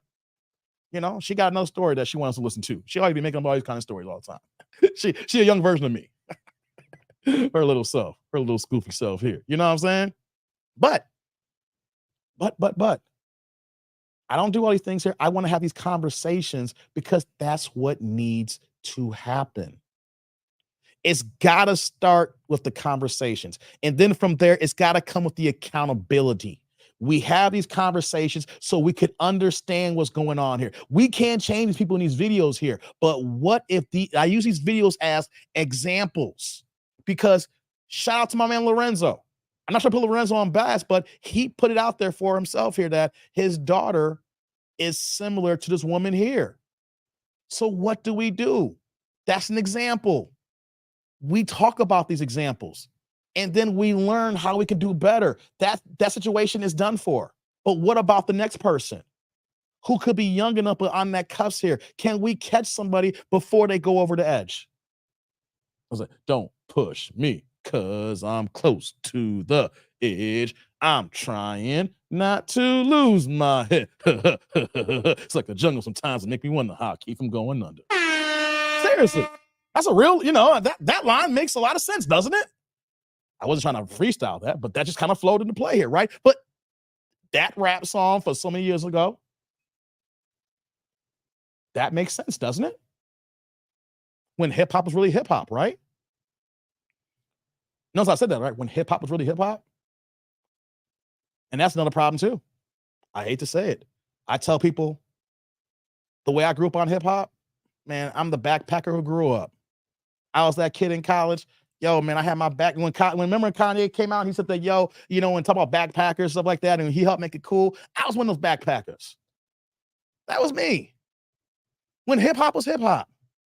When I could go to a concert and go see Talib Kweli and High Tech, Biz Markie, rest in peace, De La Soul, was it not Pasta News, Plug One, Dove, you know what, Dove passed away, rest in peace. When, you know, who else I can think of? I went to that concert and I was thinking that, and Common. I went to that hip hop show 23 years ago around this time. I posted on my community tab. I had a picture of the program called the Spit Kickers Tour. High Tech, Kweli, Pharoah Monch. Forgot about Pharoah Monch. And you know who's at that concert? There weren't no niggas there. No niggas there. Black, white, Puerto Rican, Mexican, Asian, mixed black and white, old, young. We are all there in the cut, having a good time, hearing music that wasn't brainwashing us into being in a cult, into being mentally angry, and to put us in a space that just drives us down the lower common denominator. Hence, when we listen to the Glorrillas of the world and the F nigga free and stuff like that, is use that as an example. Hip hop ain't the same no more. We have so many different factors destroying our culture and our families. The music that we grew up on as we're older, we're adults now. When we were kids, it wasn't just about bang, bang, shoot 'em up here. Hip hop was a way of life. Now hip hop is used to destroy us. They found a way to monetize a culture of music and to flip it around and to destroy us. I am sad to say that when I grew up and I was like, yo, I was a backpacker and I love hip hop. And I said hip hop was life. And now I can honestly say that hip hop is death right now. That's a sad thing for me to say right now. I remember I was going to a concert every single month, a hip hop show, not a rap show. Hip hop concerts in Chicago, and I didn't have to worry about being shot. I remember I went to a concert about 21 years ago now with Mos Def, The Roots. We ain't getting shot up in there. Umi said, shine your light on the world. My Umi said, shine the light. Hey, I want my black people to be free, to be free, to be free. Want my people to be free. Ain't no shooting going on in that concert like that when Mos, aka now he's Yasin Bey, is rapping and singing Umi Says. Not when you hear you know, all the crazy jank stuff that we got on now. Come on. I ain't have to worry about getting shot at the House of Blues in Chicago. I ain't have to worry about getting jumped or getting into a fight in Chicago going to a show here. Keith says, Dave, you're giving away our age. 1980. We OGs now. We had Snoop, but at least we also had a Tribe Called Quest. It was more balanced. Yeah. Hey, Keith, I was born exactly in 1980. Yeah. I know I'm showing my age. Yeah, you're right. But the difference, though, with Snoop, I know what Snoop said and what NWA said. It was different, though, with NWA and Snoop. They were rapping about reality. It was like the ghetto news CNN. It's different when you look at quote unquote gangster rap in the 80s. And then when you talk about the rap now, NWA had a message. The problem is that the powers that be didn't like the message. We as black people understood the message, even though when NWA was in the West Coast talking about F the police, we could take those same lyrics and if we want to change it to a Midwest lingo and have that same conversation in Chicago. You know that if you in the East Coast in New York and New Jersey, that you could take those lyrics from Ice Cube and then Trent and play for like if Rakim would spit them lyrics and it would have fit just the same. Am I right? Am I wrong?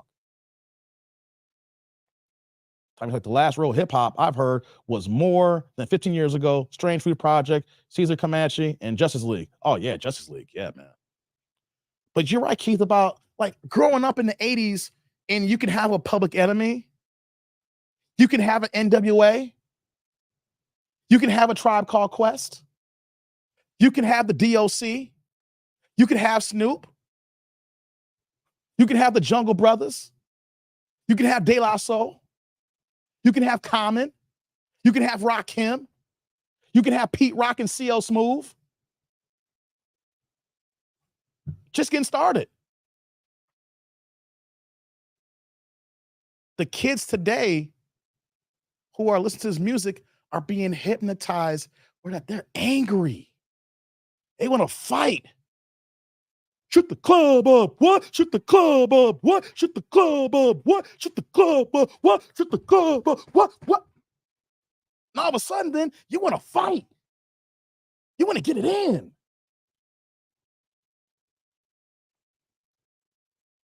And then it's not just one song.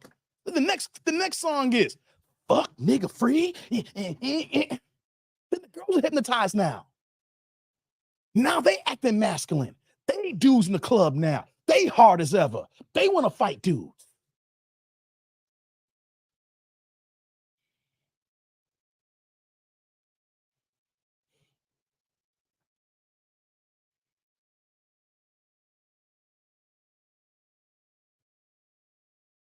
I didn't know I was going to go in this route here with this conversation, guys. I didn't know I was going to go down this route. I'll be honest with you. I started, when I was listening to this girl speak here, I didn't watch this whole video. I saw Theo react to her, was it yesterday morning? I think Theo did this video too as well. Shout out to my man Theo, Do Better Podcast. If you ain't subscribed to him, you know you need to do that. That's my guy. I didn't watch the whole show. I was like, man, I got to do this one. Because at first I didn't want to touch it. I saw a few minutes of it. I said, okay, I'm going to react to this one on Tuesday. I didn't even watch the whole video. I was like, I'm gonna just get a few tidbits and I want to have a real reaction. What's going on, Monzel? I want to have a real reaction to it. And just watching this video made me feel so sick for the generation after us, guys.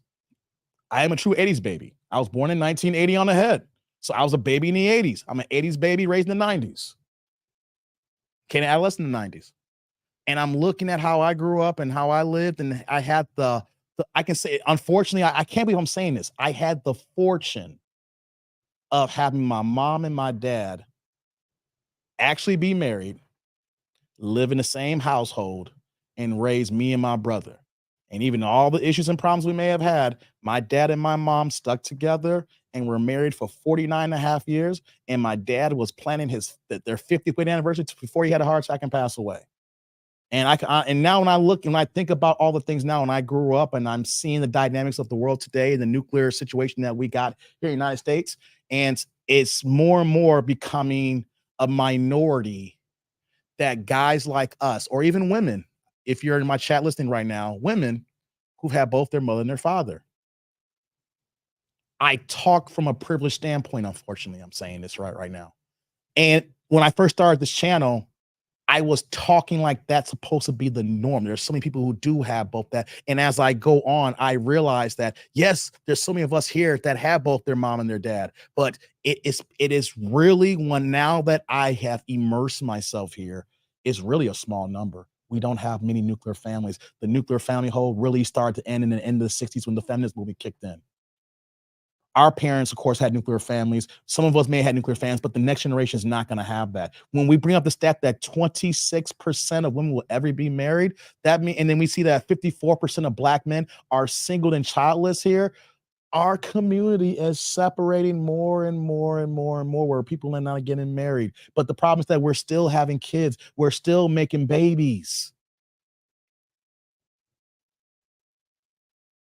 We're still having kids out of wedlock. The kids are growing at an exponential pace here. So I understand that I am speaking from a privileged standpoint. And I had to have an understanding of tailoring my words, how I present it, because I know some of y'all do, but the majority did not have that situation. And since that's not the case here, I need to speak it into existence. That's what we need the most. We have to speak it out into existence. It's so many problems and issues in this country, in this world here, but there are so many solutions and it takes steps to fix them here. But the biggest thing is not putting the cart before the horse here. Having babies and you're not even married, just having babies when y'all just hooking up, just having babies when you're not in a real relationship, y'all just kicking it.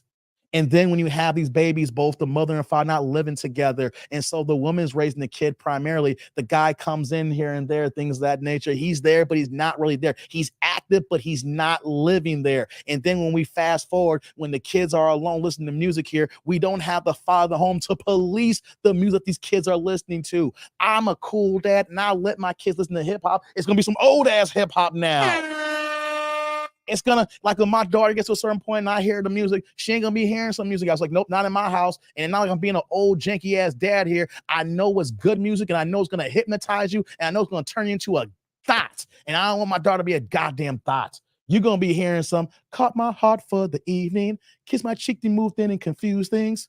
Help me find my way. Uh-huh. What's that from? What's that from?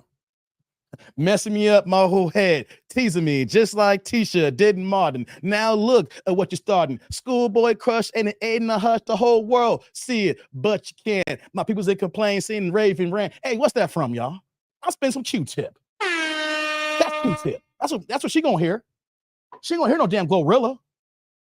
Hey, if she want to be pro-black, she's FBA.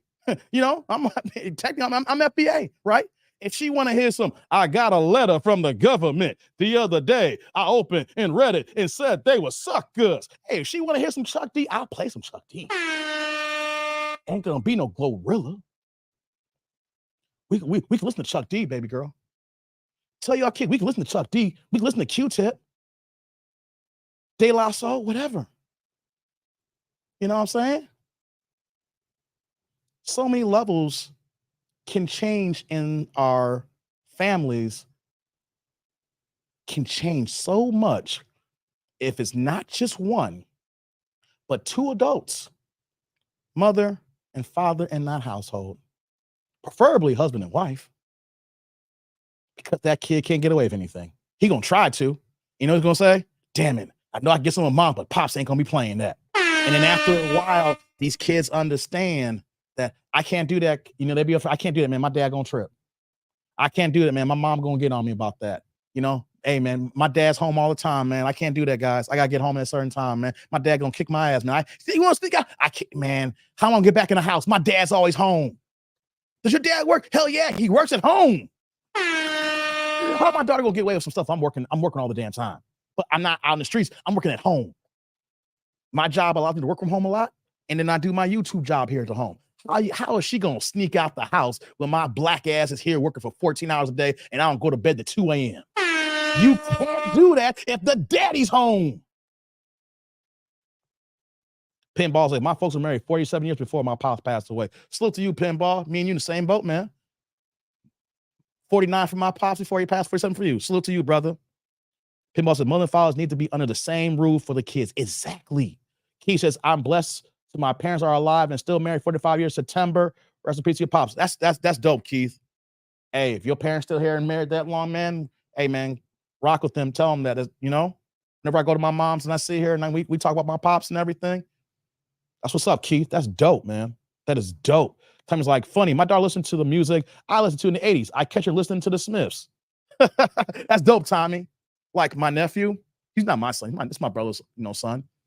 He's a junior now this year. I've been giving him driving lessons, and I never forget over the summer, I was taking him to get his haircut. Like I gotta give him a text anyway. He needs another haircut, man.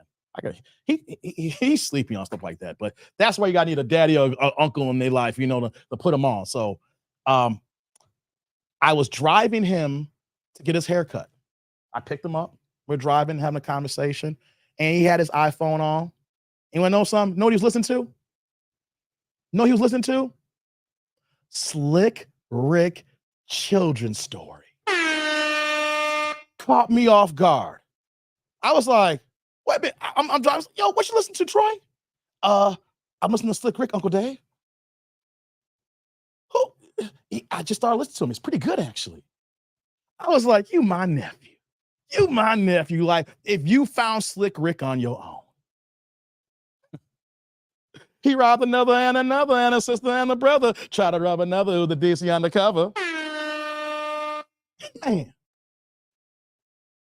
It's like, man, I told us, I said, since you like that, I'm gonna put you on some game, man. I'm gonna give him some more music. You like Slick Rick? I got something for you. He in the 80s too, Tommy. He listened to some 80s hip. I was like, that caught me off guard. It's like 3 months ago. Caught me off guard. That's a beautiful thing, man. I swear, I never thought that my 16-year-old nephew in my car said, Uncle Dave, listen to Slick Rick. And I wanted to bring a tear to my eye. He wouldn't listen to no janky ass artists out here that we hear nowadays. I'm listening to Slick Rick Children's Story, a classic.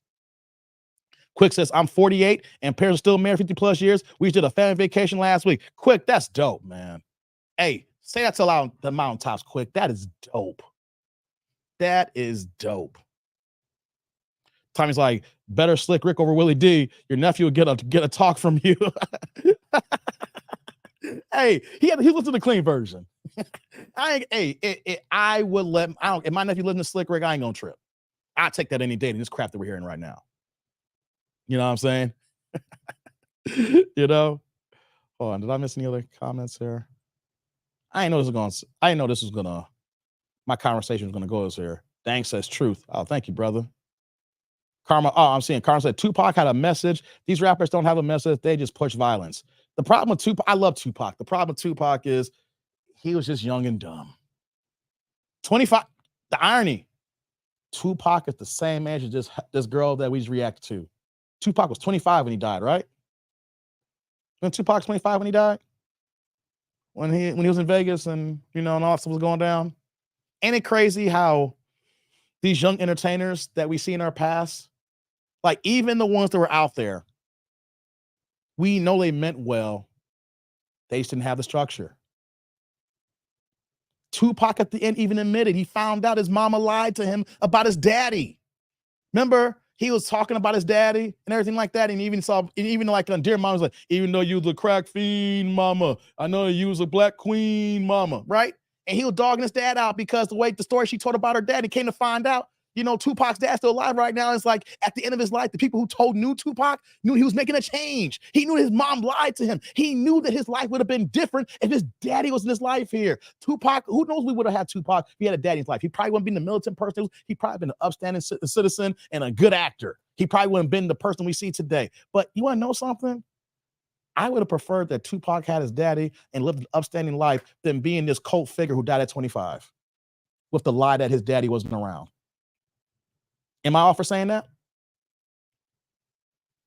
What's going on, MLP? Yeah, I'm still on MLP for a little bit. Been 3 hours. We cooking here. Carmen says facts. Thank you, man. What's going on, Earth Ken? Am I wrong about that, guys? At the end of Tupac's life, Tupac was only 25. That's a baby. That's a baby. And let me ask y'all something here. If Tupac had his father, and we saw the kind of man that he was, and he's not this gangster rapper West Coast from Baltimore, then relocate to the West Coast and, out on bail, California dreaming, but he went to that school in Baltimore and became just an actor and an upstanding human being. I don't know about you. I would take the sacrifice of not having the Tupac here if his mama didn't lie about his daddy and his dad was in life and Tupac became a regular guy here. Maybe he was an actor. I would have rather have that Tupac Shakur than the Tupac that we have as a martyr right now. I'm sorry. I would rather see a man live into his 70s and then be a martyr at 25. What's the joy in living that hard life and dying at 25 and then everybody loves you, but you no longer here now?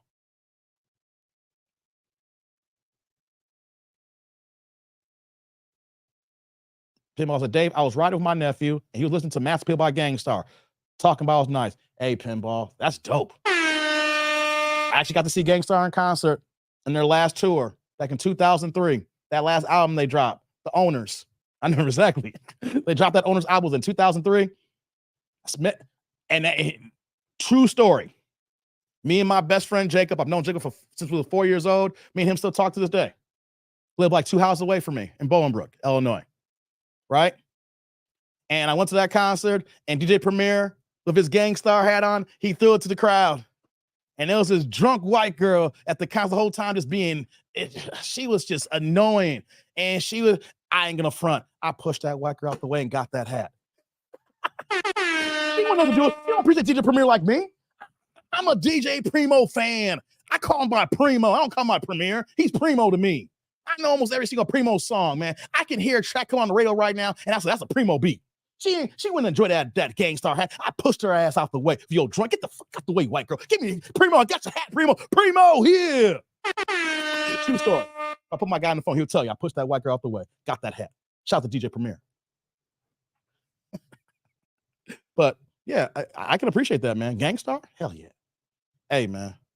Soliloquy of Chaos. Hard to earn. Don't get me started on Gang Starr, brother. Get me started on Gang Starr. I seen him in concert. I seen them all in concert. Hold on here.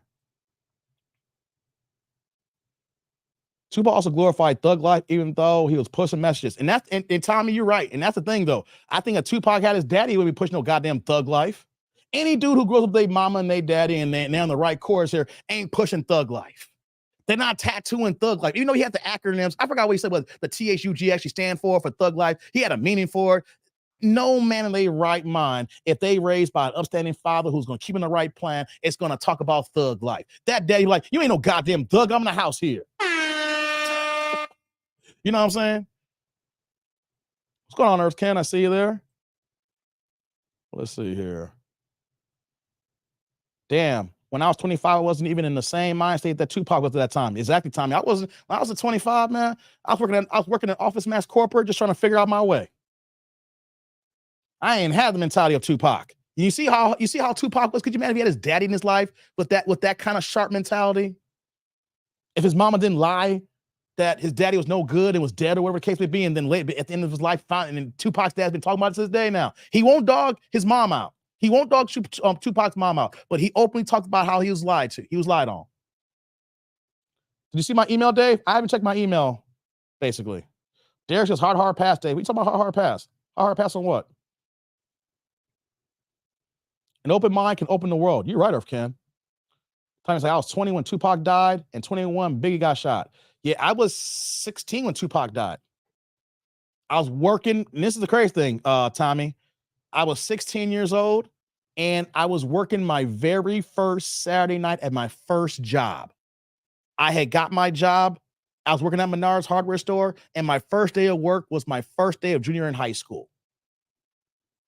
That next Saturday, when Tupac got shot at the Tyson fight. And I never forgot, working Saturday night, and I had a bootleg black box. Shout out to people, remember cable back in the day? You had the black box of analog cable. And back in the day, you only had one HBO, one Cinemax, one Showtime. Eventually, they added one movie channel. There was only one Playboy channel, and you only had one pay-per-view channel. Then eventually added two pay-per-view channels because you had one pay-per-view channel that played all the movies, and then the second channel played movies up until the events came on, and then you will see the major event come on where you can order movies. That's back in the day. Now you can go on pay-per-view and order a movie, you can watch it anytime. It was certain times where a certain movie came on, and you had to wait till 5 o'clock to watch that showing, or 8 o'clock. And then they added a second channel because when they had the major pay-per-views for wrestling or boxing, and that's what happened here. And I was trying to get off work so I can rush home to watch the fight. Because you know I'm in Chicago and there's a 2-hour delay here. So if I got off at 9 o'clock from work, then it's 7 o'clock in Vegas, which means that if I got home in 15 minutes, I can catch the main event. Yeah, I'm showcasing my age on that one. Black boxes and how to get home at a certain time to watch the fight when you're working late on a Saturday night. Hold on here. All right, Earth Ken says, as men, no matter how cute or bad she is, we have to avoid the bad apples. Facts, brother, facts. Dang says, you helped her not get hit by a hat. You are a hero. Hey, man. Hey, it was a weird vibe concert because Floetry opened up. And I love Floetry. This is Floetry before they broke up. You know, you have Floetry and the girl who rapped. I mean, yeah. I mean, I love Floetry. Floetry, you know, they got hits, but you're in this sultry mood. Listen to Floetry. All you gotta do is say yes. Don't deny. Hey, come on, man. Y'all know y'all some Floetry. And all of a sudden, then, you know, you hear Primo on the scratch go, You hear the hard scratch, the hard samples coming on there. You hear Hard to Earn, you hear Soliloquy of Chaos, whatever Gangstar track is your favorite track and everything. Hey, man, it was weird. Like, he got you in all a lovey-dovey mood hearing the Floetry. Wish I had my girl with me. You're like, oh, man, Floetry got me wanting to make love in this piece. And then Guru come out with some leather jeans on and a wife beater. No lie. Rest in peace, Guru. But Guru came in with a wife beater and some leather jeans on. Oh, man, it was a good show. It was a good show. Let me see here. I'm about to say, you see the Bob, Derek says, you see they babbing in the head, Dave. What are you talking about, Derek? What are you talking about? Are you live with me right now? I don't know. What's going on, Chucky? Chucky in the building. Good to see you, brother. Hope you're doing well. Earth Ken's like pay-per-view facts. Yeah, you know it, man. You know it. What's going on? Oh, man, shout out to Derek with the $4.99 $5 holla. Turn the chat green here. What's going on, Derek? Hey, no questions or comments. Derek dropped that for the love of the game. Thank you, Derek. Appreciate you, man. Hey, first, man.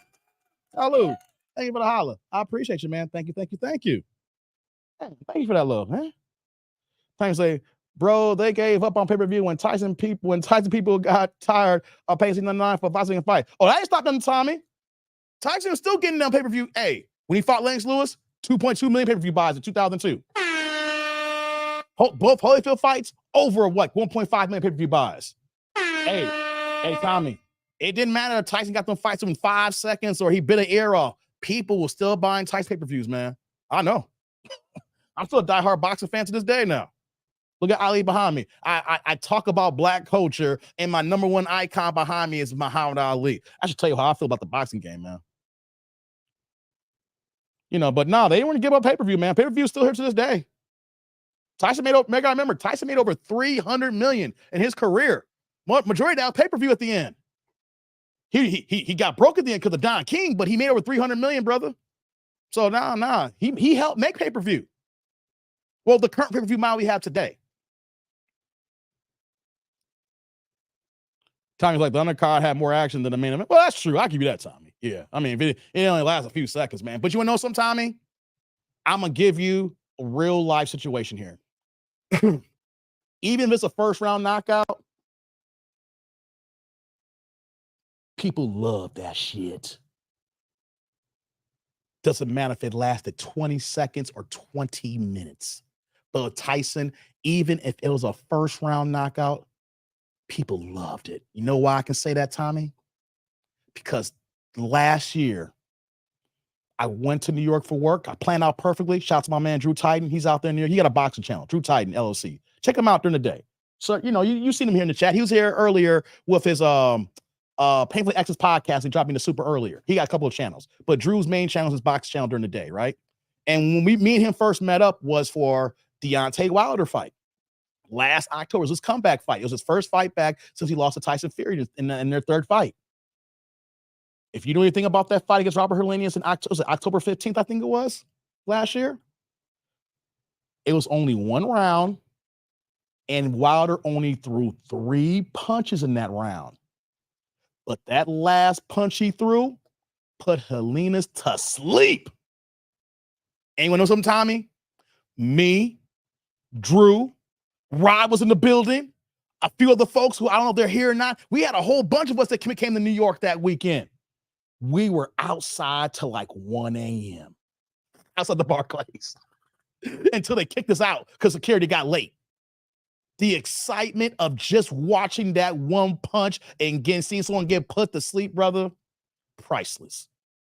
It's a different ball game when you got a real heavyweight knockout artist and you see someone get put on their face in the first round. Hey, I didn't care. It only lasted 1 round. We had a ball, brother. You have to experience it to understand it. Thanks for that holla, Derek.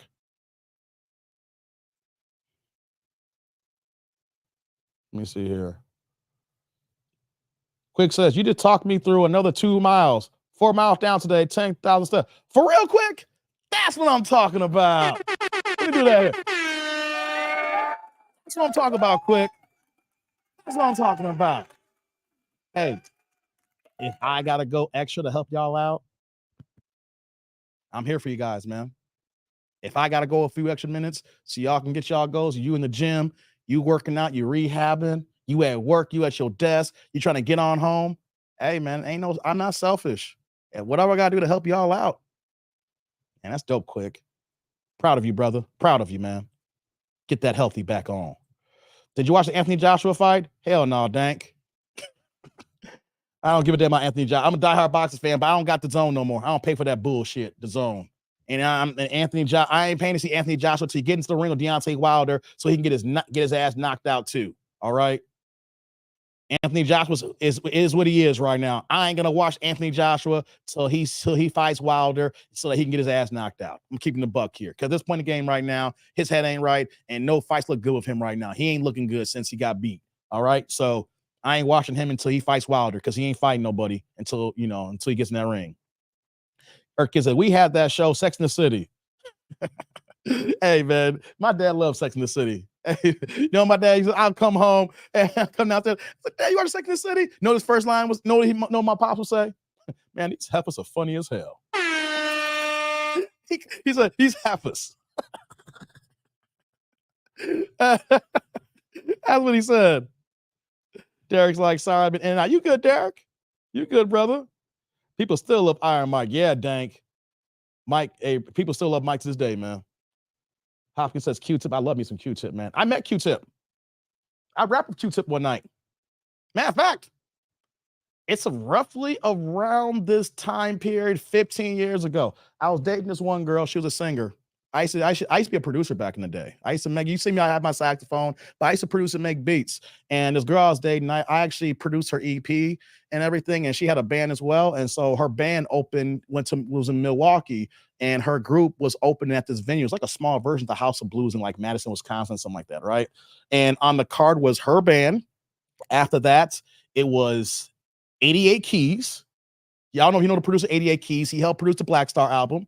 88 Keys a dope producer, but he made an album back then. Then it was Q-Tip when he dropped his album back in 2008. I can't remember the name of the album, but if y'all Google it, it's the album where Q-Tip had the gray background. I think he was holding the MPC over his head. I can't remember the name of the album. And then the closer was Common, right? So when Q-Tip was performing, he wasn't just only doing his solo stuff. He was doing Tribe Called Quest, of course, right? So before Check the Rhyme came on, right? He was like, hey, look, y'all know Tribe Called Quest. Everybody's screaming. Y'all know my man 5 Dog. Of course, he's not here. I need somebody to do 5 Dog's part. Now, let me tell you, I'm in Wisconsin right now, guys. I'm in Wisconsin. So it's only like 10 black people at this show. It's like 4,000 or 5,000 people there. The only black people there was me, my girl and her band, and then the people performing like Q-Tip, 88 Keys, Common They Band, and a few security guards. It was all white. It was all white. So check this out. I'm gonna give you all a picture before I get out of here. I'm wearing my Jay Dilla Changed My Life t-shirt. Y'all know who Jay Dilla is, right? I got a t-shirt. I might wear it one day in the show. Next live stream, I should wear that. Jay Dilla Changed My Life. I bought that shirt as soon as he passed away. His mom was selling these shirts to help for his medical bills. So I had my Jay Dilla shirt on. I had, my shorts on. I had some Fat Farm boots on and a Yankee fitted. I looked like I lived in Brooklyn. Hey, I didn't have no Timbs on, but I had some Fat Farm boots. Yo, so this happens, and so Q-Tip says, he's on the mic, he's like, you want to help me do 5 Dogs part? Why did every single white person in the concert venue pointed at me? The black dude in the front row. I ain't gonna lie. I was like, all right. Man, I ain't a big guy, right? Security basically grabbed me like this, like I was a goddamn rag doll. I was like, oh, and pulled me on the stage. I'm like, ah. Not like this security, I had to be like 6'6", like 322. Come on, man. I'm like a $185, man. I'm built like a strong safety and everything like that. And this dude's built like an offensive lineman. Come on, man. So I get on the stage, right? And I'm looking out the crowd, and all I see is a sea of people. And it's crazy. So it's like, yo, where you from, man? I said, yo, I'm Dave from the South Side of Chicago. And it was like, ah! And Q-Tip whispers me, he gives me the mic. He's like, hey, man, all right, check this out, man. Go slow and follow my lead. Fight for 3 minutes. Okay. The next you know, if you know the song, you got the people. Check the rhyme, yeah, banana, and then the crowd goes wild, and then you hear kids back in the and then borderline and Lynn. I'm like, oh no, it's real now. It's me, the 5-footer. Hey, come on, yeah, it's real now. And I'm rapping to these white folks out there to step off the Frankfurter. You remember that one? Oh man, I don't want to be lying. Oh my God. I'm performing for all these people here and they're going crazy. I'm fumbling through the words, but I'm getting through it and everything. And we doing the old school high knee, thing. Oh man, it's a beautiful thing. Shout out to Q-Tip. Rest in peace to 5 Dog. Oh, it's a beautiful night. And after the end of the show, yo, you're the dude on stage with Q-Tip. What's going on, brother? Oh man. Q-Tip, now that was dope. I don't think I would have got on stage if I was the only black person in the area though. If it was in Chicago, I wouldn't got on stage. Hey guys, if you black and go to a show in Wisconsin, you might get on stage with a black artist. Why things like, why was going to decapitate Joshua? Yes, he is, dank. Alan King was gone. Kevin Samuel said, women can't do it. Don't tell the women the truth, and that's the problem. You're right, Alan. You're right about that. I was standing last night, learned how to talk winch. Derek's like, I was standing. I was like, okay. Big Shirley production. Yeah, pinball. Yo, Dave, you remember the routine? They used to mix smooth like Mr. Clean. Admitted. Hey, come on, man. Don't start writing in there, Derek. You on 0.5 all the time, Tip. You on 0.5 all the time, Tip. You on 0.5 all the time, Tip. Well, then grab the microphone and let your words flow. Well, it's funny. Oh, come on, man. Oh, those some good days, man. Good days. Good days. Good days. All right, guys, I gotta get out of here. Been here for over 3.5 hours. I appreciate y'all humoring me here. Hey, you guys know what you need to do here, right? Let me do a few things here. Let's do this. The Cash App. Before I get out of here, did anybody drop any more Cash Apps? I don't want to forget y'all if y'all did. Nope. All right, cool. I don't want to forget anybody. Eric A dropped me a Cash App the other day, and then I forgot about it, so I made sure I did it on the next live stream. So let's do this here. When I start playing the music, that means the show's about to be over, guys.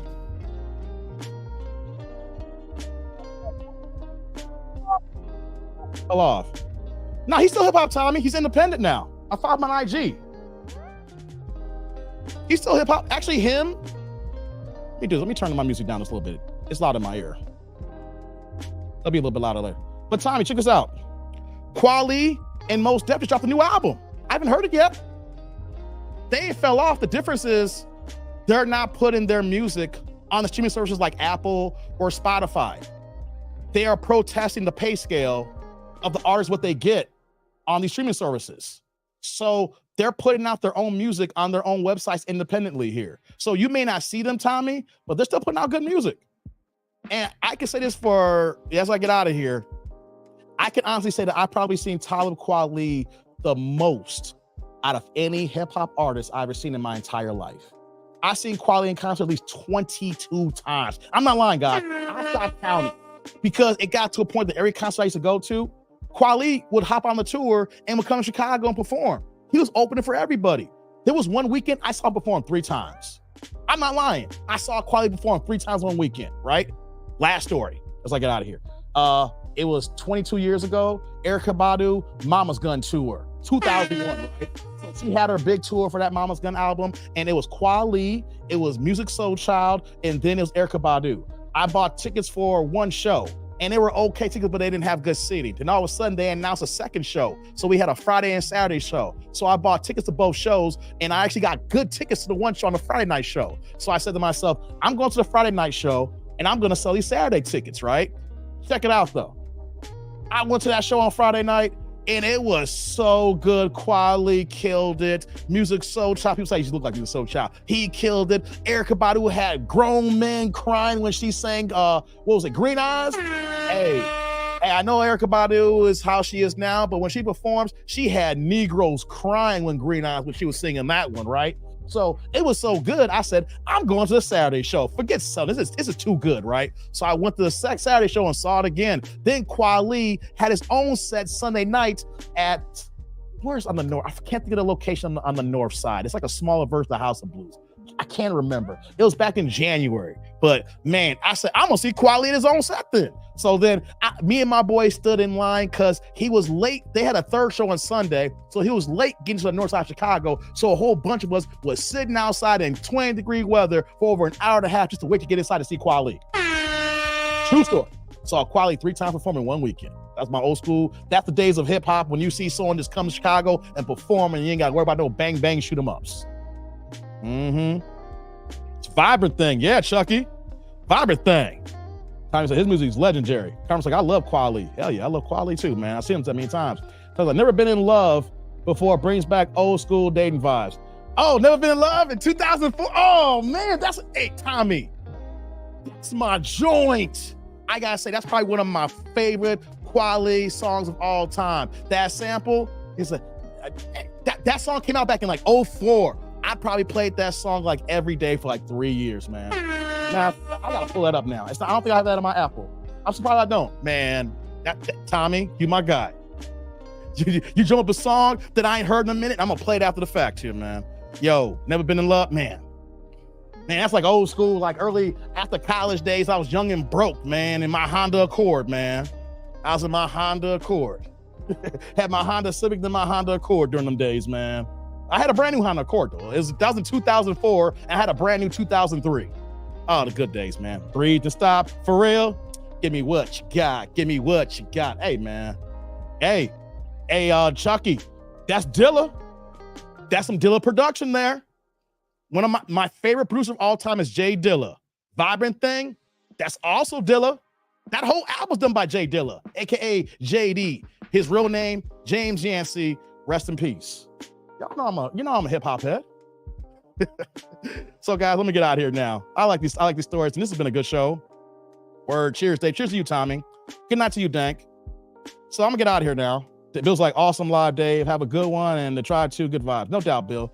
I'm gonna get out of here, guys. It's been good. It's been 3.5 hours, man. I love y'all, man. It's been fun here.